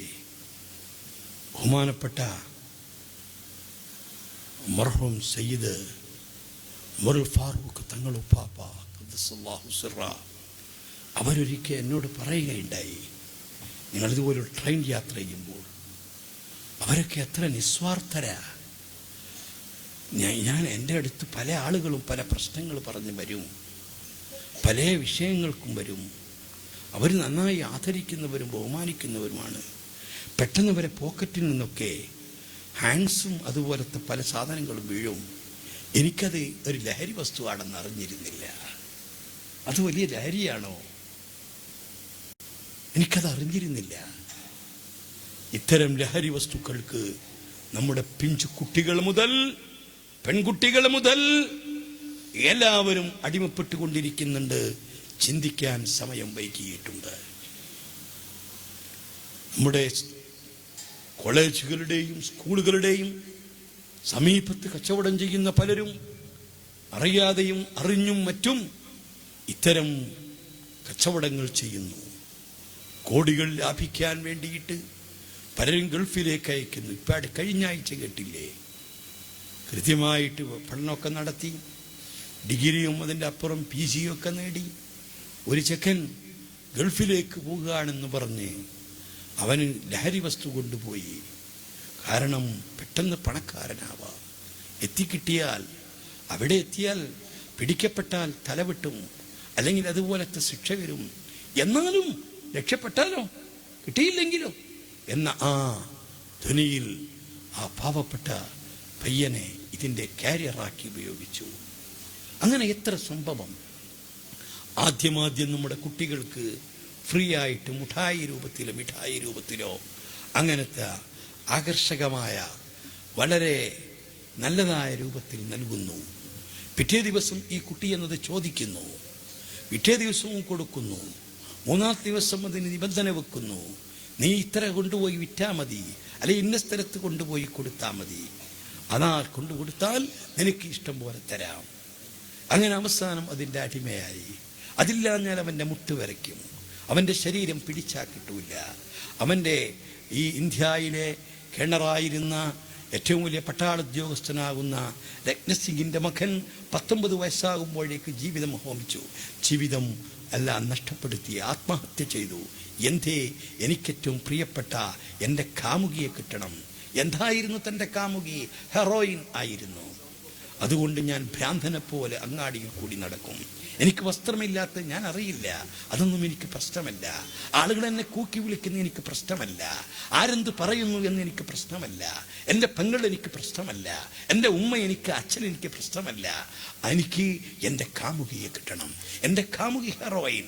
അത് കിട്ടാത്തതിൻ്റെ പേരിലെ രത്നസിംഗിൻ്റെ മകൻ 20 വയസ്സ് തികയുന്നതിൻ്റെ മുമ്പ് മരണത്തിന് കീഴടങ്ങിയെങ്കിൽ, ആത്മഹത്യ ചെയ്തു എങ്കിൽ, പാരമൗണ്ടിൻ്റെ മുകളിൽ നിന്ന് ഞാൻ പക്ഷിയാണെന്ന് പറഞ്ഞ് ഒരുത്തൻ ഇങ്ങനെ ഈ ലഹരി വസ്തു ഉപയോഗിച്ചിട്ട് താഴേക്കങ്ങ് പറന്നതേ ഓർമ്മയുള്ളൂ, പിന്നെ പെറുക്കിയാ എടുത്തത്. ഇതാണ് സഹോദരന്മാരെ ഈ മദ്യത്തിൻ്റെ ലഹരി വസ്തുക്കളുടെ ദുരന്തം എന്ന് ഞാനും നിങ്ങളും അറിയണം. പഴയ ഞാൻ കേട്ടിട്ടുണ്ട്, തെക്ക് ഭാഗത്തെവിടെയോ മുത്തഅല്ലിമീങ്ങൾ ഭക്ഷണത്തിന് പോകുമ്പോൾ ഇപ്പൊടി ഒന്നങ്ങ് കൊടുക്കുമോ എന്ന് ചോദിച്ചു. ഇപ്പൊടി ഒന്ന് അപ്പുറത്ത് കൊടുത്താൽ മതി, മുത്തഅല്ലിമീങ്ങളല്ലേ ഭക്ഷണത്തിന് പോകല്ലേ, അപ്പോൾ ഇവിടുന്ന് അവനെ അവിടെ നിൽക്കുമ്പോൾ കൊടുക്കാമെന്ന് കരുതി. അങ്ങനെ ഈ മുത്തഅല്ലിമീൻ അതിൻ്റെ കാരിയറായിട്ട് ഉപയോഗിക്കുകയാണ്. അതിനായിട്ട് പ്രത്യേക വിഭാഗം ശ്രമിച്ചു കൊണ്ടിരിക്കുകയാണ്. നമ്മുടെ നാടുകളിൽ ഇതൊക്കെ സുലഭമാണ്. ഇത് നിങ്ങൾ ആരും ഇല്ല എന്ന് പറഞ്ഞിട്ട് കാര്യമില്ല. അതുകൊണ്ട് അള്ളാഹുവിൻ്റെ ദീന് നിലനിൽക്കണം. ബുദ്ധിയുള്ള മക്കൾ ഇവിടെ ഉണ്ടാവണം. ബുദ്ധിയുള്ള എല്ലാവരും ബുദ്ധിയില്ലാത്തവരായി കഴിഞ്ഞാൽ, ബുദ്ധി ഉപയോഗിക്കാത്തവരായി കഴിഞ്ഞാൽ, ലഹരി വസ്തുക്കൾ ഉപയോഗിച്ച് അടിമപ്പെട്ട ആളുകൾക്ക് ലക്കുല്ലഗാനമുണ്ടോ? അവരുടെ ഏതെങ്കിലും കാര്യത്തിന് വല്ല കഥയുണ്ടോ? അവർക്ക് എന്തെങ്കിലും ചെയ്യുന്നതിന് മടിയുണ്ടോ? അവർക്ക് എന്ത് ചെയ്യണമെന്ന് ഒരു കൃത്യമായ അജണ്ടയുണ്ടോ?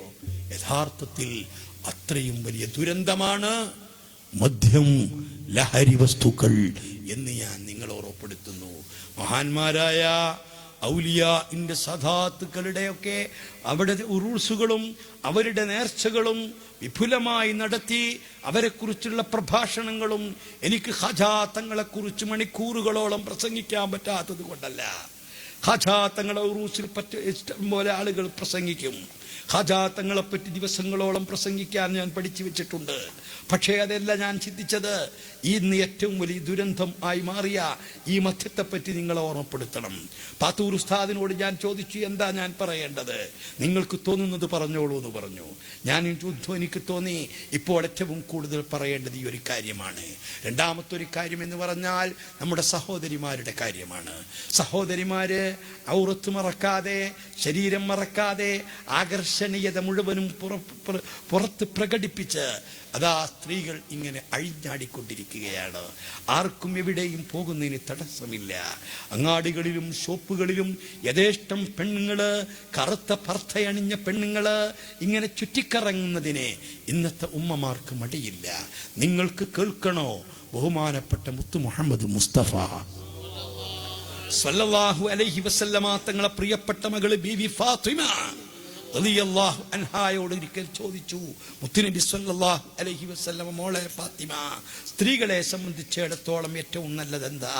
സ്ത്രീകൾ ഇങ്ങനെ രംഗത്തിറങ്ങലാണോ, കടയിൽ പോകലാണോ, ഷോപ്പിങ്ങിന് പോകലാണോ, ജോലിക്ക് പോകലാണോ? എന്താണ് സ്ത്രീകൾക്ക് ഏറ്റവും നല്ലത് എന്ന് ചോദിച്ചപ്പോൾ അഷ്റഫുൽ ഖൽഖ് സല്ലല്ലാഹു അലൈഹി വസല്ലമ തങ്ങളുടെ പ്രിയപ്പെട്ട പൊന്നോമള മകൾ ബീവി ഫാത്തിമ റളിയല്ലാഹു അൻഹാ അവിടുന്ന് പറഞ്ഞു, ഉപ്പാ, സ്ത്രീകൾക്ക് ഏറ്റവും നല്ലത് വീടുകളിൽ അടങ്ങി ഒതുങ്ങി കഴിയല. സ്ത്രീകൾ ജോലിക്ക് പോയി കാശുണ്ടാക്കലല്ല നല്ലത്. ജോലിക്ക് പോയാൽ കാശ് കിട്ടും, കാശ് ഉണ്ടാക്കണം. ആ കാശുണ്ടാക്കി സ്ത്രീകൾ രംഗത്തിറങ്ങലല്ല നല്ലത്. സ്ത്രീകൾ കണ്ട മരിച്ച സ്ഥലത്ത് മുഴുവനും പോകലല്ല നല്ലത്. സ്ത്രീകൾ എല്ലാ രോഗികളെയും സന്ദർശിക്കാൻ പോകലല്ല നല്ലത്. സ്ത്രീകൾ എല്ലാ കല്യാണങ്ങളിലേക്കും പോകലല്ല നല്ലത്. അഷ്റഫുൽ ഖൽഖ് സ്വല്ലല്ലാഹു അലൈഹി വസല്ലമ തങ്ങൾ പറഞ്ഞ ഹദീസ്, സ്വാലിഹീങ്ങളായ ആളുകളോട് റജബ് മാസത്തിലാ ഞാൻ വിത്തിറക്കുന്നത്, ഈ വിത്തിവിടെ വളരുമെന്നാ ഞാൻ പ്രതീക്ഷിക്കുന്നത്.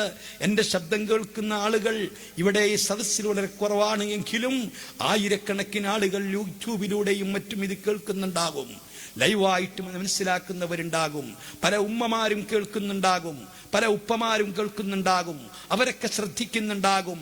അവരോടൊക്കെയും ഞാൻ പറയുന്നു, മുത്തു മുഹമ്മദ് മുസ്തഫ സ്വല്ലല്ലാഹു അലൈഹി വസല്ലം, വല്ലദീ നഫ്സി ബിയദി, അല്ലാഹുവാണ് സത്യം, അല്ലാഹയാണ് സത്യം. ഒരു പെണ്ണിനും അല്ലാഹുവിന്റെ പ്രീതിയും പൊരുത്തവും തേടാൻ കഴിയില്ല.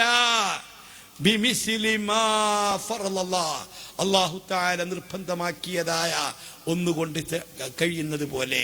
എന്നിട്ട് മുത്തുനബി സല്ലല്ലാഹു അലൈഹി വസല്ലമ തങ്ങൾ പറഞ്ഞു, ആ പെണ്ണിനെ സംബന്ധിച്ചിടത്തോളം വീട്ടിൽ അടങ്ങി ഒതുങ്ങി കഴിയുന്നതിനേക്കാൾ അല്ലാഹുവിന്റെ പൊരുത്തം തേടാൻ പറ്റിയ മറ്റൊരു കാര്യവുമില്ല. ഇന്ന് പെണ്ണുങ്ങൾക്കനങ്ങിയ ടൂറിന് പോകണം, പെണ്ണുങ്ങൾക്ക് ജോലിക്ക് പോകണം, പഠിക്കാൻ പോകണം, അതിനുള്ള ന്യായങ്ങൾ പറയണം. അതിലും വലിയ തെറ്റാണ്, അതിലും വലിയ വിപത്താണ്. ഇന്ന് പെൺകുട്ടികൾക്ക് കല്യാണങ്ങൾ വേണ്ട, എന്നെ കെട്ടിക്കണ്ട, പഠിച്ചാ മതി. അതിനേക്കാൾ വലിയ വിപത്താണ് ഇന്ന് ഇത്ര മഹർ വേണം, കൂടുതൽ കൂടുതൽ മഹർ ചോദിച്ചിട്ട് പുരുഷന്മാർക്ക് കല്യാണം കഴിക്കാൻ പറ്റാത്തൊരു ദുരവസ്ഥ. നിങ്ങൾ ഓർത്തു നോക്കൂ സഹോദരാ, ഈ ലോകത്ത് അള്ളാഹുവിന്റെ പടപ്പുകളിൽ ഏറ്റവും ഉന്നതരാരാണ്? മുത്തു മുഹമ്മദ് മുസ്തഫ. എന്താ നിങ്ങൾ സ്വലാത്ത് ചൊല്ലാത്തത്? മുത്തു മുഹമ്മദ് മുസ്തഫ. മുഹദ്ദിദു ജിഹാത്തിൽ അദാലത്തി മുഹമ്മദ് മുസ്തഫ. ഖാതമു ഫസ്സിർ റിസാലത്തി മുഹമ്മദ് മുസ്തഫ. കുടിച്ചു മൂടപ്പെട്ട സ്ത്രീത്വത്തിന്റെ പുനരുദ്ധാരകൻ മുഹമ്മദ് മുസ്തഫ. അടിച്ചമർത്തപ്പെട്ട അടിമവർഗത്തിന്റെ വിമോചകൻ മുഹമ്മദ് മുസ്തഫ. തകർന്നു തരിപ്പണമായ മാനുഷിക മൂല്യങ്ങളെ അതാ പുനരുദ്ധരിച്ച മുത്തു മുഹമ്മദ് മുസ്തഫ. സ്ത്രീകൾക്ക് അനന്തരമുണ്ടെന്ന് പറഞ്ഞ മുഹമ്മദ് മുസ്തഫ.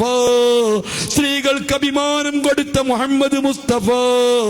ആ റസൂലുള്ളാഹി സ്വല്ലല്ലാഹു അലൈഹി വസല്ലമ തങ്ങള് അവിടുത്തെ മക്കളെക്കാൾ സുന്ദരിയായ മക്കളുണ്ടോ? അവിടുത്തെ മക്കളെക്കാൾ തറവാടുള്ള മക്കളുണ്ടോ? അള്ളാഹുവിന്റെ റസൂലിനേക്കാൾ സുന്ദരനായ ഒരു ഭർത്താവുണ്ടോ? അള്ളാഹുവിന്റെ റസൂലിനേക്കാൾ പ്രതാപമുള്ള ഒരു മനുഷ്യനുണ്ടോ? ഇല്ല, ഇല്ല. ആയിഷ ബീവിയോട് ചോദിച്ചില്ലേ മുത്തുനബിന്റെ സ്വഭാവത്തെ പറ്റി? ആ സ്വഭാവത്തെ എങ്ങനെയായിരുന്നു എന്ന് ചോദിച്ചപ്പോ ആയിഷ ബീവിന്റെ മറുപടി, കാന ഖുലുഖുൽ ഖുർആൻ, അല്ലാഹുവിന്റെ റസൂലിന്റെ സ്വഭാവം അത് ഖുർആനായിരുന്നു. ഈ ഹദീസിന് ധാരാളം വ്യാഖ്യാനങ്ങളുണ്ട്. അയിമ്മത്ത് പല വ്യാഖ്യാനങ്ങൾ പറഞ്ഞിട്ടുണ്ട്. അതിൽപ്പെട്ട ഒരു ബൃഹത്തായ വ്യാഖ്യാനമാ അല്ലാഹുവിന്റെ ഖുർആന് വെല്ലുവിളി സ്വീകരിക്കാൻ കഴിയാത്ത പോലെ, ഖുർആനിനോട് തുല്യമായത് കൊണ്ടുവരാൻ കഴിയാത്ത പോലെ, ഖുർആനെ വിമർശിക്കാൻ കഴിയാത്തതുപോലെ അല്ലാഹുവിന്റെ റസൂലിന്റെ ഒരു സ്വഭാവത്തെയും വിമർശിക്കാൻ കഴിയില്ല. ലോകം എത്ര പിന്നിട്ടാലും, എത്ര പുരോഗതി കൈവരിച്ചാലും, ശാസ്ത്രം എത്ര വളർന്നാലും, ആരെത്ര ഉയർന്നാലും മുത്തുനബിന്റെ സ്വഭാവത്തോട് വെല്ലുന്നൊരു സ്വഭാവം കൊണ്ടുവരാൻ കഴിയില്ല. അള്ളാഹുവിന്റെ ഖുർആൻ എത്ര കണ്ട ചെയ്യമാണോ, അള്ളാഹിന്റെ ഖുർആൻ എത്ര കണ്ട് പരിശുദ്ധമാണോ, അള്ളാഹിന്റെ റസൂലിന്റെ ഖുർആൻ എത്ര കണ്ട് ഉയർന്നതാണോ, എത്ര കണ്ട് സമുന്നതമായതാണോ, എത്ര കണ്ട് വെല്ലുവിളിക്കാൻ പറ്റാത്തതാണോ, അതിനേക്കാൾ അതേ രൂപത്തിലാണ് മുത്തുനബിന്റെ സ്വഭാവം. തങ്ങളെ ഏതെങ്കിലും ഒരു സ്വഭാവത്തോട് തുലനം ചെയ്യാൻ പറ്റുന്നൊരു സ്വഭാവം, തങ്ങളെ സ്വഭാവത്തിൽപ്പെട്ട ഏതെങ്കിലും ഒരു സ്വഭാവത്തെ വിമർശിക്കാൻ പറ്റുന്നൊരു സ്വഭാവം, തങ്ങൾ കാണിച്ച മാതൃകയിൽ ഏതെങ്കിലും ഒന്നിനെ വിമർശിക്കാൻ പറ്റിയത്, കുറ്റപ്പെടുത്താൻ പറ്റിയത്, ആക്ഷേപിക്കാൻ പറ്റിയത് ഇല്ല, കൊണ്ടുവരാൻ കഴിയില്ല.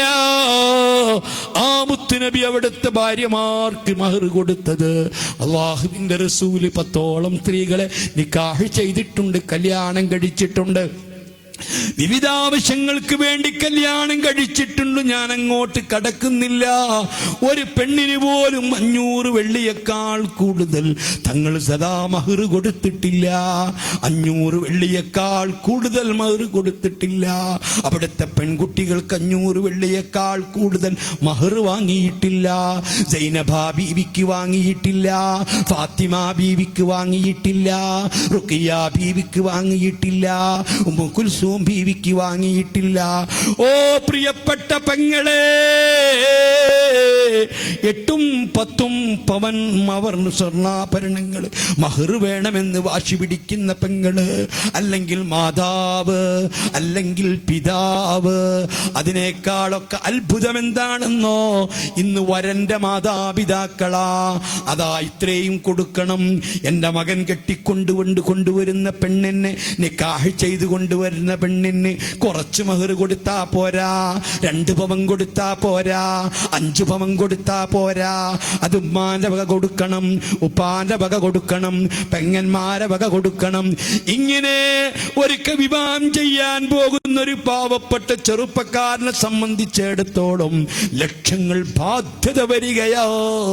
മക്കളെ, അല്ലാഹുവിന്റെ റസൂൽ അവിടുത്തെ ഭാര്യമാർക്ക് കൊടുത്ത മഹറിനേക്കാൾ, അവിടുത്തെ പെൺകുട്ടികൾക്ക് വാങ്ങിച്ച മഹറിനേക്കാൾ കൂടുതൽ വാങ്ങാതിരിക്കൽ സുന്നത്താണെന്ന് കിതാബുകളിൽ മുഴുവനും അയിമ്മത്തി എഴുതി വെച്ചിട്ടില്ലേ, ഇമാമിങ്ങൾ പഠിപ്പിച്ചിട്ടില്ലേ? അതല്ലേ തങ്ങളെ മാതൃക? അല്ലാ, ഇന്ന് സ്ത്രീകളെ സംബന്ധിച്ചിടത്തോളം മുത്തുനബി പറയുകയാണ്, അതേ പെണ്ണിന് ഇതാ വീടുകളിൽ അടങ്ങി ഒതുങ്ങിക്കഴിയുന്നതിനേക്കാൾ അള്ളാഹുവിന്റെ പൊരുത്തം തേടാൻ മറ്റൊന്നുമില്ല. തന്റെ ഭർത്താവിന് തന്റെ ഭർത്താവിന് വഴിപ്പെട്ട് ജീവിക്കുക, ഭർത്താവിനെ അനുസരിച്ച് ജീവിക്കുക, അതിനേക്കാൾ രക്ഷപ്പെടാൻ കരണീയമായിട്ട് ഒരു പെണ്ണിന് മറ്റൊന്നുമില്ല. എന്നിട്ട് തങ്ങൾ ഒരു പെണ്ണങ്ങ് വീട് വിട്ടിറങ്ങിയാൽ ഒരു പക്ഷേ അവരുടെ അഹിലുകാർ ചോദിക്കും, എങ്ങോട്ടാ പോകുന്നത്, എങ്ങോട്ടാ പോകുന്നത് എന്ന് ചോദിക്കുന്ന സമയത്ത് ഒരു പക്ഷേ മയ്യത്ത് കാണാൻ പോവുകയാ, അതല്ലെങ്കിൽ രോഗം സന്ദർശിക്കാൻ പോവുകയാ, അല്ലെങ്കിൽ ഇന്ന നന്മയ്ക്ക് പോവുകയാ എന്നൊക്കെ പറയും. കുറെയൊക്കെ അങ്ങനെ പോകും. അത് കഴിഞ്ഞ് കഴിഞ്ഞാൽ പിന്നീട് ഡോക്ടറുടെ അടുത്തേക്ക് പോകുന്നു, ഉമ്മയെ ചികിത്സിക്കാൻ കൊണ്ടുപോകുന്നു, ഭർത്താവിനെ ചികിത്സിക്കാൻ കൊണ്ടുപോകുന്നു, ഷോപ്പിലേക്ക് ഷോപ്പിലേക്ക് പോകുന്നു, ജ്വല്ലറികളിലേക്ക് പോകുന്നു, ബാങ്കുകളിലേക്ക് പോകുന്നു, തൊഴിലോഫീസുകളിലേക്ക് പോകുന്നു, മറ്റു കാര്യങ്ങൾ പോകുന്നു. ഇതൊന്നും മോനെ ഞാൻ പറഞ്ഞതല്ല. നിങ്ങൾ അല്ലാഹുവിൽ വിശ്വസിക്കുന്നവരാണോ? വിശുദ്ധ ഖുർആൻ അംഗീകരിക്കുന്നവരാണോ? അശ്ഹദു അന്ന മുഹമ്മദർ റസൂലുള്ളാഹ് എന്ന് വിശ്വസിക്കുന്നവരാണോ? മുത്തുനബിയെ അംഗീകരിക്കുന്നവരാണോ? ഉൾക്കൊള്ളണ്ടേ പെങ്ങളെ, ഉൾക്കൊള്ളണ്ടേ സഹോദരാ. അതുകൊണ്ട് കണ്ടമാനം കണ്ട സിയാറത്ത് കേന്ദ്രങ്ങളിലേക്ക് മുഴുവനും അള്ളാഹുവിന്റെ ഔലിയാക്കള്, അവരെ ബഹുമാനപ്പെട്ട മുത്തു മുഹമ്മദ് മുസ്തഫ സല്ലല്ലാഹു അലൈഹി വസല്ലമ തങ്ങളെ റൗദാ ഷരീഫ്, അതല്ലേ ലോകത്ത് വെച്ച് ഏറ്റവും പുണ്യപ്പെട്ട സ്ഥലം. അവിടെയല്ലേ ഏറ്റവും കൂടുതലായി നമ്മൾ പോകേണ്ടത്. സുന്നത്തുകളെ കൂട്ടത്തിൽ ഏറ്റവും വലിയ സുന്നത്തതല്ലേ. അതിനു പോലും ഒരു പെണ്ണ് പോകുമ്പോൾ ആ പെണ്ണ് വീട് വിട്ടിറങ്ങുന്ന സമയത്ത് പാലിക്കേണ്ട നിബന്ധനകൾ മുഴുവനും പാലിക്കണം. ഒരു മഹറമായ പുരുഷൻ തന്റെ കൂടെ ഉണ്ടാവണം, അല്ലെങ്കിൽ താൻ കെട്ടിയ ഭർത്താവ് ഉണ്ടാവണം. നിർബന്ധമല്ലാത്ത ഏത് കാര്യത്തിന് പോകുമ്പോഴും, നിർബന്ധമായ ഹജ്ജിന് പോകുമ്പോൾ, നിർബന്ധമായ ഉംറക്ക് പോകുമ്പോൾ, അതേ തന്റെ കൂടെ കുറെ വിശ്വസിക്കാൻ പറ്റുന്ന പെണ്ണുങ്ങൾ ഉണ്ടായാ മതി. അത് നിർബന്ധമായ ഹജ്ജിനാ, അത് നിർബന്ധമായ ഉംറക്കാ. അതേ നിർബന്ധമായ ഹജ്ജും ഉംറയും ചെയ്തു കഴിഞ്ഞാൽ പിന്നെ ജബലുന്നൂറിലേക്ക് പോകാനോ, തൻഈമിലേക്ക് അടുത്ത ഇഹ്റാമിന് പോകാനോ, അതുപോലെ തന്നെ മറ്റ് പുണ്യസ്ഥലങ്ങളിലേക്ക് പോകാനോ, മറ്റ് പെണ്ണുങ്ങളോടുകൂടെ ഗ്രൂപ്പായിട്ട് പോകാൻ ഒരു പെണ്ണിനും അനുവദനീയമല്ല. അല്ലാഹുവിന്റെ റസൂൽ പഠിപ്പിച്ചിട്ടില്ല.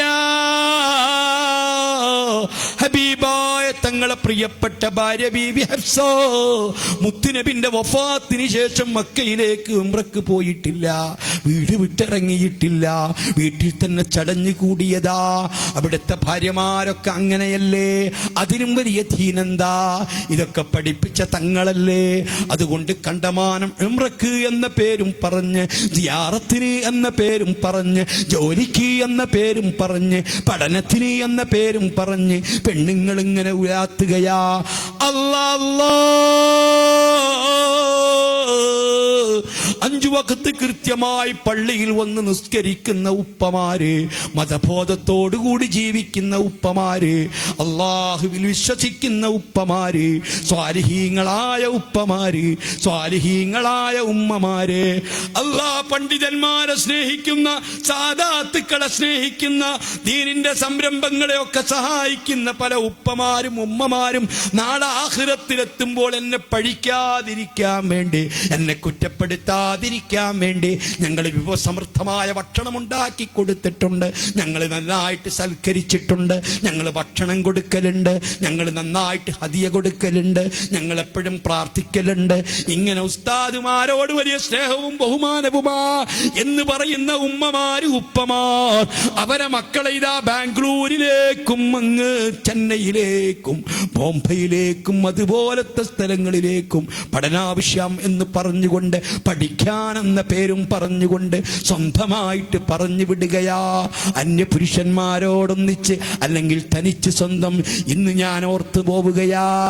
ഞാൻ ഇങ്ങോട്ട് യാത്ര പോരുമ്പോഴേ എൻ്റെ ബർത്തിന്റെ തൊട്ടുമുകളിൽ ഒരു മുസ്ലിം പെൺകുട്ടിയാ. അല്ലാഹ് ശരിക്കും മക്കനെയൊക്കെ ധരിച്ചിട്ടുണ്ട്. ആവറേജ് മുസ്ലിം കുടുംബത്തിൽപ്പെട്ട ഇസ്ലാമിക ബോധമുള്ള പെൺകുട്ടിയാ എന്നെനിക്ക് മനസ്സിലായി. എന്നാലും ഞാൻ ഓർത്തു പോവുകയാ. ശരീരം മറക്കുന്ന വസ്ത്രം ധരിച്ചിട്ടില്ല. മാത്രമല്ല കൂടെ ഒരു മഹറമില്ല. കൂടെ ഒരു പുരുഷനെ തൊട്ടാൽ ഉതുമുറിയാത്തൊരു മഹറമില്ല. പറഞ്ഞതാരാ? അല്ലാഹുവിന്റെ റസൂല. തുസാഫിറു ഇംറഅത്തുൻ, ഒരു പെണ്ണും യാത്ര പോകരുത് ഇല്ലാ മഅദി മഹ്റമിൻ, ഒരു മഹ്റമിന്റെ കൂടെ അല്ലാതെ പെണ്ണ് വീട് വിട്ട് പുറത്തിറങ്ങരുത് എന്ന് അല്ലാഹുവിന്റെ റസൂല് പറഞ്ഞിട്ടില്ലേ? സിറിയയിലുള്ള ഇവിടെയുള്ള ഒരാൾ പെണ്ണ് അങ്ങ് കാസർകോട്ടേക്ക് പോകുമ്പോഴേ അല്ലെങ്കിൽ മംഗലാപുരത്തേക്ക് പോകുമ്പോൾ, എന്നിട്ടല്ലേ കോഴിക്കോട്, കണ്ണൂർ, തിരുവനന്തപുരം, ബാംഗ്ലൂർ അങ്ങോട്ടൊക്കെ പോകുമ്പോൾ കൃത്യമായിട്ട് ഒതുമുറിയാത്ത ഒരു പുരുഷൻ തൻ്റെ കൂടെ ഉണ്ടാവണം, അല്ലെങ്കിൽ തൻ്റെ ഭർത്താവ് ഉണ്ടാവണം. ശരീരമാസകലം മറച്ചിരിക്കണം, ശരീരത്തിൻ്റെ വണ്ണങ്ങളും വലിപ്പങ്ങളും ഒന്നും കാണിക്കരുത് എന്ന് ഞാൻ നിങ്ങളെ ഓർമ്മപ്പെടുത്തുകയാ. അല്ലാതിരുന്നാൽ ബഹുമാനപ്പെട്ട മുആദ് ഇബ്നു ജബൽ റളിയല്ലാഹു അൻഹു തങ്ങളെ തൊട്ട് റിപ്പോർട്ട് ചെയ്യുന്ന ഹദീസിൽ കാണാം, യൗമയും ഫിസ്സൂരി ഫതൂന അഫ്വാജാ, സൂറന്ന കാഹളത്തിൽ ഊതപ്പെടുമ്പോൾ രണ്ടാമതായിട്ട് ബഹുമാനപ്പെട്ട ഇസ്രാഫീൽ അവിടെ അനൗൺസ്മെന്റ് ചെയ്യുമ്പോൾ, യാ അയ്യത്തുഹൽ നിദാമുൽ ബാലിയാ വൽഔസാൽ മുതഖത്തിആ വൽഹുമുൽ മുതമസ്സിഖാ വശ്ശുഊറുൽ മുതഫർരിഖാ, ചിന്നിച്ചിതറിയ മാംസങ്ങളെ, മണ്ണിനോട് ലയിച്ചു ചേർന്ന ശരീരമേ, നുരുമ്പിപ്പോയ എല്ലുകളെ, ഛിന്ന ഭിന്നമായി പോയിട്ടുള്ള രോമങ്ങളെ, നിങ്ങളൊക്കെ എഴുന്നേൽക്കൂ, എഴുന്നേൽക്കൂ, റബ്ബിന്റെ ദർബാറിലേക്ക് എഴുന്നേൽക്കൂ എന്ന് പറയുമ്പോ ആ ഖബർ പൊട്ടിപ്പിളർന്ന് സർവരും പുറത്തു വരുമെന്ന് വിശ്വസിക്കുന്നവരാ ഞാനും നിങ്ങളും. അങ്ങനെ വിശ്വസിക്കുന്നുണ്ടെങ്കിൽ പിന്നെന്ത് മുസ്ലിമാ? പിന്നെന്തിന് നിസ്കരിക്കണം? പിന്നെന്തിന് നോമ്പ് നോൽക്കണം? പിന്നെ എന്തിന് മുസ്ലിം എന്ന് പറയണം? അത് കൃത്യമായിട്ട് വിശ്വസിക്കുന്നവരാ. ആ എഴുന്നേൽക്കുന്ന സമയത്ത് തുഷറു മിൻ അശറത്തു അസ്നാഫി മിൻ ഉമ്മത്തി, എൻ്റെ ഉമ്മത്തിൽ 10 കൂട്ടരെ 10 രൂപത്തിലാണ് ഒരുമിച്ച് കൂട്ടപ്പെടുന്നത്. 10 രൂപത്തിൽ 10 കൂട്ടത്തിലാ, 10 കോലത്തിലാണ് ഒരുമിച്ച് കൂട്ടപ്പെടുന്നത്. അതിൽപ്പെട്ടൊരു വിഭാഗം കാണാം. മുത്തുനബി സ്വല്ലല്ലാഹു അലൈഹി വസല്ലമ തങ്ങൾ പറയുന്നു, അല്ലാ അവരെ ശരീരത്തിൽ അവരെ കൈകാലുകൾ മുറിക്കപ്പെട്ട് അവരുടെ കൈകാലുകൾ മുഴുവനും പരസ്പരം ബന്ധിപ്പിക്കപ്പെട്ട് ടാറിനാലുള്ള വസ്ത്രം ധരിപ്പിക്കപ്പെട്ട് അവരെ മുടിയതാ ചുറ്റിക്കെട്ടപ്പെട്ട് വളരെ ദയനീയമായി ആ ശരീരത്തോട് ഒട്ടുന്ന ടാറിന്റെ വസ്ത്രങ്ങൾ ഒട്ടിപ്പിടിച്ച് വേദന കൊണ്ട് പെടഞ്ഞ് മഹ്ശറിലേക്ക് കൊണ്ടുവരുന്നവരാ. 10 വിഭാഗത്തെ പറയാൻ സമയമില്ല. ആരാണത് എന്ന് സാദിഖുൽ മസ്ദൂഖ് മുത്തുനബി സദ്റുൻ നബുവത്തിന്റെ നാവ് കൊണ്ട് വിവരിച്ചോ. അല്ലാ, മുടി മറക്കാത്ത, ശരീരം മറക്കാത്ത, മാറ് മറക്കാത്ത, ശരീരത്തിലെ ആകർഷണീയമായ സ്ഥലങ്ങൾ മറക്കാത്ത പെണ്ണുങ്ങളാ, സ്ത്രീകളാ. അള്ളാഹുവിന്റെ റസൂൽ പഠിപ്പിക്കുകയാ, ഉമ്മമാരെ തകർന്നു പോകരുത്, ഉപ്പമാരെ തകർന്നു പോകരുത്, സഹോദരങ്ങളെ നശിച്ചു പോകരുത്. നിങ്ങൾ ബഹുമാനപ്പെട്ട സുൽത്താനുൽ ഹിന്ദിന്റെ ഉറൂസ് കൊണ്ട് നടക്കുകയാ, നേർച്ച നടത്തുകയാ. ബഹുമാനപ്പെട്ട സുൽത്താൻ ഹിന്ദിനെ കുറിച്ച് എമ്പാടും നിങ്ങൾ പഠിച്ചവരാണ്, കേട്ടവരാണ്. ആ സുൽത്താനുൽ ഹിന്ദിന്റെ ഉപ്പാപ്പ സയ്യിദ് ഹുസൈൻ റളിയല്ലാഹു അൻഹു തങ്ങളെ കുറിച്ചറിയുമോ? ഈ അറിയപ്പെട്ട സാദാത്തുക്കളുടെ മുഴുവനും ഉമ്മയാകുന്ന ബീവി ഷഹർബാൻ റളിയല്ലാഹു അൻഹയെ കുറിച്ച് കേട്ടിട്ടുണ്ടോ? ഹുസൈൻ തങ്ങളെ പ്രിയപ്പെട്ട ഭാര്യ ഷഹർബാനെ കുറിച്ച് കേട്ടിട്ടുണ്ടോ? യൂഫ്രട്ടീസിന്റെ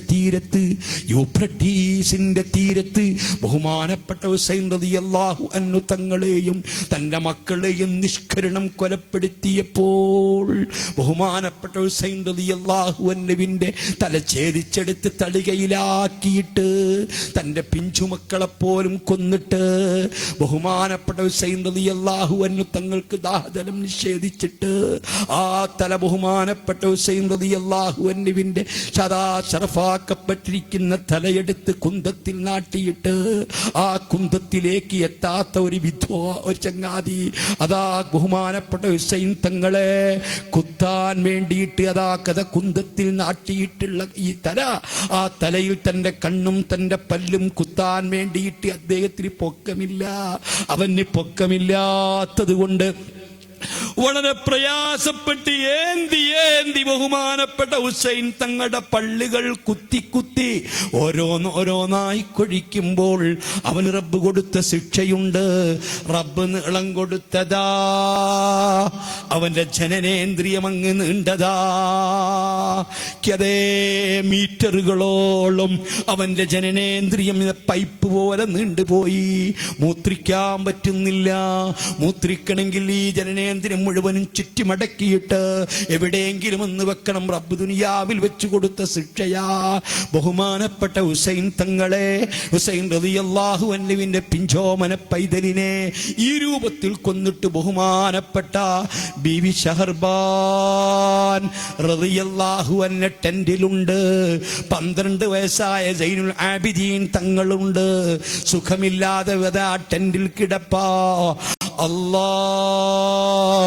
ഹുസൈൻ റളിയല്ലാഹു അൻഹു തങ്ങളെ കൊല നടത്തിയിരിക്കുന്ന സിയാദ് തൻ്റെതാ കൂറ്റുള്ള വാളും കൊണ്ടിട്ട് ടെന്റിലേക്ക് വരുന്നു. ടെന്റിലേക്ക് വന്നിട്ട് തന്റെ പ്രിയപ്പെട്ട ഭർത്താവ് ഹുസൈൻ തങ്ങൾ കൊല്ലപ്പെട്ടതിൽ ഷഹർബാൻ ബീവിക്ക് കാര്യമായിട്ട് ദുഃഖം തോന്നിയില്ല. തന്റെ പിഞ്ചുവൈതലിനെ കൊന്നതിൽ ദുഃഖം തോന്നിയില്ല. ബഹുമാനപ്പെട്ട ഷഹർബാൻ ബീവി റളിയല്ലാഹു അൻഹ ടെന്റിലിരിക്കുകയാ. ദുഷ്ടനാകുന്ന സിയാദ് വന്നിട്ട് തന്റെ മൂർച്ചയുള്ള വാളിന്റെ തുഞ്ചം കൊണ്ട് ബഹുമാനപ്പെട്ട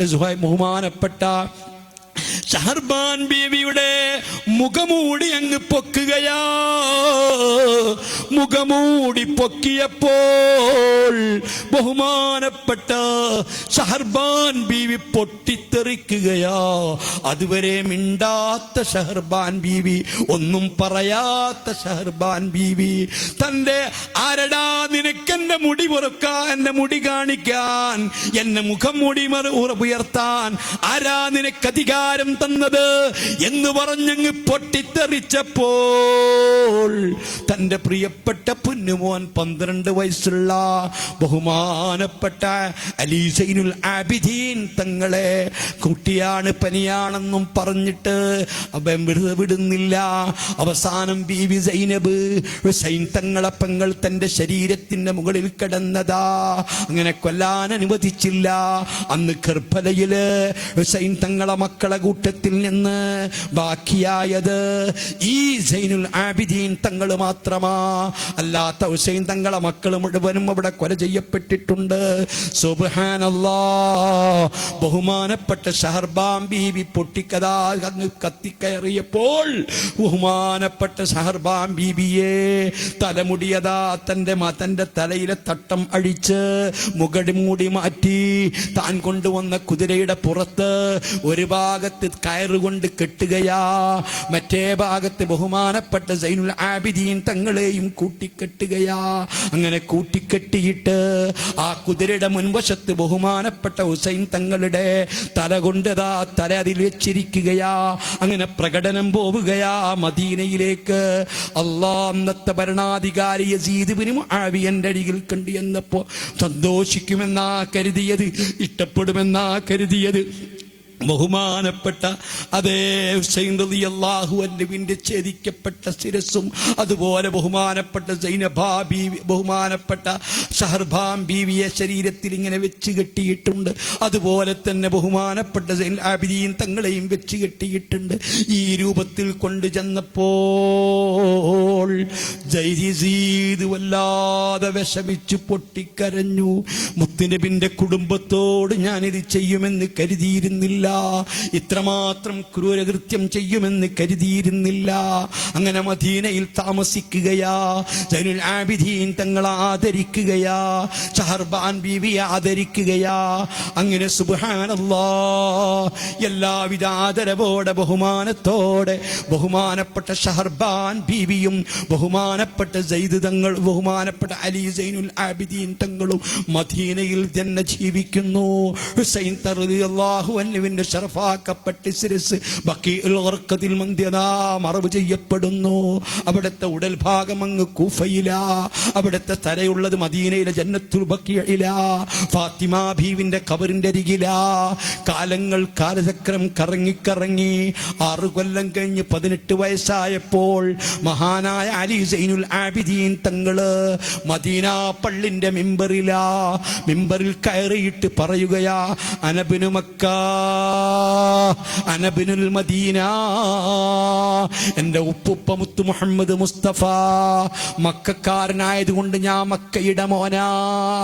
എന്റെ ഉപ്പുപ്പ മദീനയിൽ അന്ത്യവിശ്രമം കൊള്ളുന്നത് കൊണ്ട് ഞാൻ മദീനയുടെ മോനാ എന്ന് പറഞ്ഞ് ബഹുമാനപ്പെട്ട സൈനുൽ ആബിദീൻ തങ്ങൾക്കും ബഹുമാനപ്പെട്ട ഷഹർബാൻ ബീവിക്കൊക്കെ എമ്പാടും സ്ഥാനങ്ങളും പെരുമകളും നൽകുന്നു. അങ്ങനെ പിൽക്കാല വീണ്ടും കാലചക്രം കറങ്ങി ജയിലിൽ കിടപ്പുണ്ടായിരുന്ന ഉമർ മുഖ്താർ എന്ന് പറയുന്ന ഒരു സഹോദരൻ, അദ്ദേഹത്തിന് ജയിലിൽ നിന്ന് മോചിതനായി. അദ്ദേഹത്തിന് അധികാരം കിട്ടി. കൂഫയിൽ അധികാരം കിട്ടിയ സമയത്ത് ഷഹർബാൻ ബീവി അങ്ങോട്ട് തന്നെ കൊണ്ടുപോവുകയാ. അങ്ങോട്ട് കൊണ്ടുപോയി ഉമർ മുഖ്താർ അധികാരം കിട്ടിയ ഉടനെ ബഹുമാനപ്പെട്ട ഹുസൈൻ റളിയല്ലാഹു അൻഹു തങ്ങളെയും തന്റെ മക്കളെയും കൊലപ്പെടുത്തിയിട്ടുള്ള ആ ഘാതകരെ പിടികൂടുകയാ. സിയാദ് ഉൾപ്പെടെയുള്ള ആളുകളെ മുഴുവനും പിടിച്ചു കൊണ്ടാളക്കാര് ഹാജരാക്കിയിരിക്കുന്നു. ഉമർ മുഖ്താർ വിധി പറയാൻ നിൽക്കുകയാ. ആദ്യത്തെ തന്റെ കോടതിയാണ്, ആദ്യത്തെ തന്റെ കേസ് വിസ്താരമാണ്. ഷഹർബാൻ ബീവിയെ ചോദിക്കുകയാണ്, ഇവര് നിങ്ങളെ ഭർത്താവിനെ ഹുസൈൻ തങ്ങളെ നിഷ്കരണം കൊന്നവരാ, നിങ്ങളെ പിഞ്ചു പൈതലിനെ കൊന്നവരാ, ഒരുപാട് പ്രയാസങ്ങൾ വരുത്തിയവരാ, അവരെ മുഴുവനും ഞാനിതാ ഹാജരാക്കിയിരിക്കുന്നു. നിങ്ങൾ പറയുന്ന ശിക്ഷ കൊടുക്കാം, നിങ്ങൾ പറയുന്ന പോലെ ശിക്ഷിക്കാം എന്ന് പറഞ്ഞപ്പോൾ എന്റെ ശബ്ദം കേൾക്കുന്ന മുഅ്മിനാത്തുകളുണ്ടോ, എന്റെ ശബ്ദം കേൾക്കുന്ന മുസ്ലിം സഹോദരിമാരുണ്ടോ, എന്റെ ശബ്ദം കേൾക്കുന്ന മുസ്ലിം ചെറുപ്പക്കാരുണ്ടോ, എന്റെ ശബ്ദം കേൾക്കുന്ന ഫാത്തിമമാരുണ്ടോ, എന്റെ ശബ്ദം കേൾക്കുന്ന മുസ്ലിം സ്ത്രീകളുണ്ടോ? ബഹുമാനപ്പെട്ട ഷഹർബാൻ ബീവി പറയുന്നു, എന്റെ പ്രിയപ്പെട്ട ഭർത്താവ് ഹുസൈൻ റളിയല്ലാഹു അൻഹു തങ്ങൾക്ക് യൂഫ്രട്ടീസിൽ നിന്ന് ജലം പോലും നിഷേധിച്ചിട്ട് നിഷ്കരണം തന്റെ കഴുത്തറുത്ത് ദാഹജലം കൊടുക്കാതെ കൊലപ്പെടുത്തിയിട്ട് കുന്തത്തിൽ നാട്ടിയിട്ട് ആ കുന്തത്തിൽ നാട്ടിക്കൊണ്ടിരിക്കുന്ന സമയത്ത് പല്ലുകൾ കുത്തിത്തൊഴിച്ചിട്ട് അവസാനം കുതിരയുടെ മുൻപിൽ കഥാ കെട്ടിയിട്ട് ആ പ്രദർശിപ്പിച്ചുകൊണ്ട് മദീന അവരെ നടത്തിക്കൊണ്ടുപോയത് എനിക്കതിൽ പ്രശ്നമില്ല, അവരോട് എനിക്കതിന്റെ പേരിൽ പകയില്ല. അതേ സമയത്ത് എന്റെ പിഞ്ചു പൈതലിനെ നിഷ്കരണം കൊന്നവരോട് എനിക്ക് പകയില്ല, എനിക്കവരോട് വിരോധമില്ല. റബ്ബിന്റെ നിമിത്തമാ, റബ്ബിന്റെ ആണ്. അതേ സമയത്ത് എനിക്ക് ഇവന്മാരോടുള്ള ഏറ്റവും വലിയ വിരോധം, ഏറ്റവും വലിയ എതിർപ്പ് ഒരു കാര്യമാണ്. ഈ കുഫയിൽ നിന്ന് മദീന വരെ എന്റെ മുഖം മുഴുവനും തുറന്നിട്ട്, എന്റെ തലമുടി മുഴുവനും തുറന്നിട്ട് ഈ കുട്ടി കുതിരപ്പുറത്ത് കെട്ടിയിട്ട് എന്റെ മുടി കാണിച്ചതാ, എന്റെ മാറ് കാണിച്ചതാ, എന്റെ ഈ മുഖം കാണിച്ചതാ. ആയിരക്കണക്കിന് അന്യപുരുഷന്മാർക്ക് കാണാൻ പറ്റുന്ന രൂപത്തിൽ എന്റെ തലമുടി അവര് വെളിവാക്കിയതാ, എന്റെ മുഖം വെളിവാക്കിയതാ. ഇത് പൊറുക്കൂല, ഇത് സഹിക്കൂല. മക്കളെ ചിന്തിക്കൂ, അല്ലാഹുവിന്റെ റസൂലിന്റെ സയ്യിദാത്തിന്റെ കുടുംബത്തിൽപ്പെട്ട സയ്യിദാത്തുകളുടെ സ്വഭാവം നിങ്ങൾ ചിന്തിച്ചു നോക്ക്. അവരെ മോനാ ബഹുമാനപ്പെട്ട സുൽത്താൻ ഹിന്ദ് തങ്ങള്, ഈ കേരളത്തിലുള്ള ഒട്ടുമിക്ക സാദാത്തുക്കളും ഹുസൈൻ റളിയല്ലാഹു അൻഹു തങ്ങളുടെ മകൻ ബഹുമാനപ്പെട്ട അലി സൈനുൽ ആബിദീൻ തങ്ങളുടെ മക്കളാ. അവിടുത്തെ പ്രിയപ്പെട്ട പൊന്നുമോനാ മുഹമ്മദുൽ ബാഖിർ, ആ മുഹമ്മദ് ബാഖിറിന്റെ പൊന്നുമോനാ ബഹുമാനപ്പെട്ട ജഅഫറുൻ സാദിഖിന്റെ പൊന്നുമോനാ മഹാനായ മൂസൽ കാദിം എന്നവരെ പ്രിയപ്പെട്ട മോനാ യഹ്യ സാഹിദ്. അല്ലാ അവരെ പേര് പറഞ്ഞാൽ കിട്ടുന്ന ബറക്കത്ത് എത്രയാ, അവരെ ബഹുമാനം എത്രയാ. ഈ ദീനിനു വേണ്ടി എത്ര ത്യാഗം ചെയ്തവരാ, എത്രമാത്രം അധ്വാനിച്ചവരാ, എത്ര അറിവിന്റെ നിറകുടങ്ങളാ. ബാക്കിർ എന്ന പേര് കിട്ടിയതിലും സ്വാദിഖെന്ന് പേര് കിട്ടിയതിലും അതേ കാലിമെന്ന് പേര് കിട്ടിയതിലും അവരെ പാണ്ഡിത്യത്തിന്റെ ആഴത്തിലേക്ക് ചൂണ്ടുകയാ. അതൊക്കെ പറയാൻ എനിക്ക് ഈ സമയത്ത് സാധ്യമല്ല, ഞാൻ ഈ സമയത്ത് പറയുന്നില്ല. അള്ളാഹു ഇനിയും തമ്മിൽ കാണാനും ഇനിയും നമുക്ക് പറയാനും ഇത്തരം കാര്യങ്ങൾ ഓർമ്മയിൽപ്പെടുത്താനും അള്ളാഹു നമുക്ക് തൗഫീഖ് തരട്ടെ, അള്ളാഹ് കബൂലാക്കി തരട്ടെ. ഇതെല്ലാം പറയാൻ തൗഫീഖ് തന്ന അള്ളാഹ്, കേൾക്കാൻ തൗഫീഖ് തന്ന അള്ളാഹ്, അവസരം തന്ന അള്ളാഹ്, ഉൾക്കൊണ്ട് ജീവിക്കാനും തഖ്വ ഉൾക്കൊള്ളാനും അള്ളാഹുവിന്റെ നിയമങ്ങൾ ഉൾക്കൊള്ളാനും അവന്റെ മതവിധികൾ ഉൾക്കൊണ്ട് ജീവിക്കാനും ആഖിർ സമാനിന്റെ കാലമാ. ആ ഈമാൻ വളരെ പൊലിഞ്ഞ് ഒരു മിന്നാമിനിങ്ങിന്റെ വെളിച്ചമേ ഉള്ളൂ. അതൊന്ന് ശോഭിക്കാൻ കെട്ടുപോകാതെ സൂക്ഷിക്കാൻ അള്ളാഹു എനിക്കും നിങ്ങൾക്കും തൗഫീഖ് നൽകട്ടെ. നമുക്ക് അള്ളാഹു തആല തൗഫീഖ് നൽകട്ടെ. അള്ളാഹു നമ്മിൽ നിന്ന് കബൂൽ ചെയ്യട്ടെ, അള്ളാഹു സ്വീകരിക്കട്ടെ.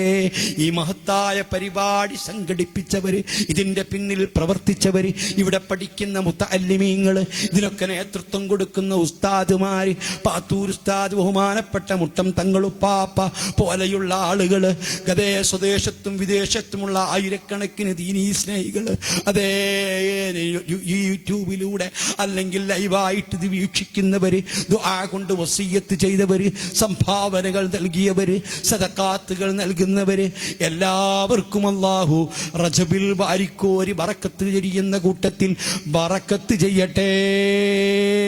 അല്ലാഹ് നമ്മുടെ ആഖിബത്ത് നന്നാക്കി തരട്ടെ, ഈമാൻ സലാമത്താക്കി തരട്ടെ.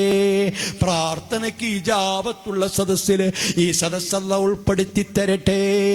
അല്ലാഹുമ്മഗ്ഫിർ ഉമ്മത്ത മുഹമ്മദിൻ, അല്ലാഹുമ്മ അർഹം ഉമ്മത്ത മുഹമ്മദിൻ, അല്ലാഹുമ്മ അക്തിർ ഉമ്മത്ത മുഹമ്മദിൻ, അല്ലാഹുമ്മ അഇസ്സ ഉമ്മത്ത മുഹമ്മദിൻ, അല്ലാഹുമ്മ തഖബ്ബൽ മിൻ ഉമ്മത്തി മുഹമ്മദിൻ, അല്ലാഹുമ്മ ഫർജ് അൻ ഉമ്മത്തി മുഹമ്മദിൻ വഹ്ശുർനാ ഫീ زمرة محمد بحق محمد وآل محمد وأصحاب محمد. ربنا تقبل منا إنك أنت السميع العليم وتب علينا إنك أنت التواب الرحيم. آمين برحمتك يا أرحم الراحمين. ബഹുമാനപ്പെട്ട തങ്ങളുപ്പാപ്പ ദുആ ചെയ്യാൻ വേണ്ടി എത്തിയിട്ടുണ്ട്. നമുക്ക് ദുആക്ക് നേതൃത്വം നൽകും. നിങ്ങളൊക്കെ എനിക്ക് വേണ്ടി ദുആ ചെയ്യണം, ആഫിയത്തിന് വേണ്ടി ദുആ ചെയ്യണം എന്ന് പ്രത്യേകം ഓർമ്മപ്പെടുത്തി ഞാൻ അവസാനിപ്പിക്കുന്നു. അസ്സലാമു അലൈക്കും വറഹ്മത്തുള്ളാഹി വബറകാതുഹു.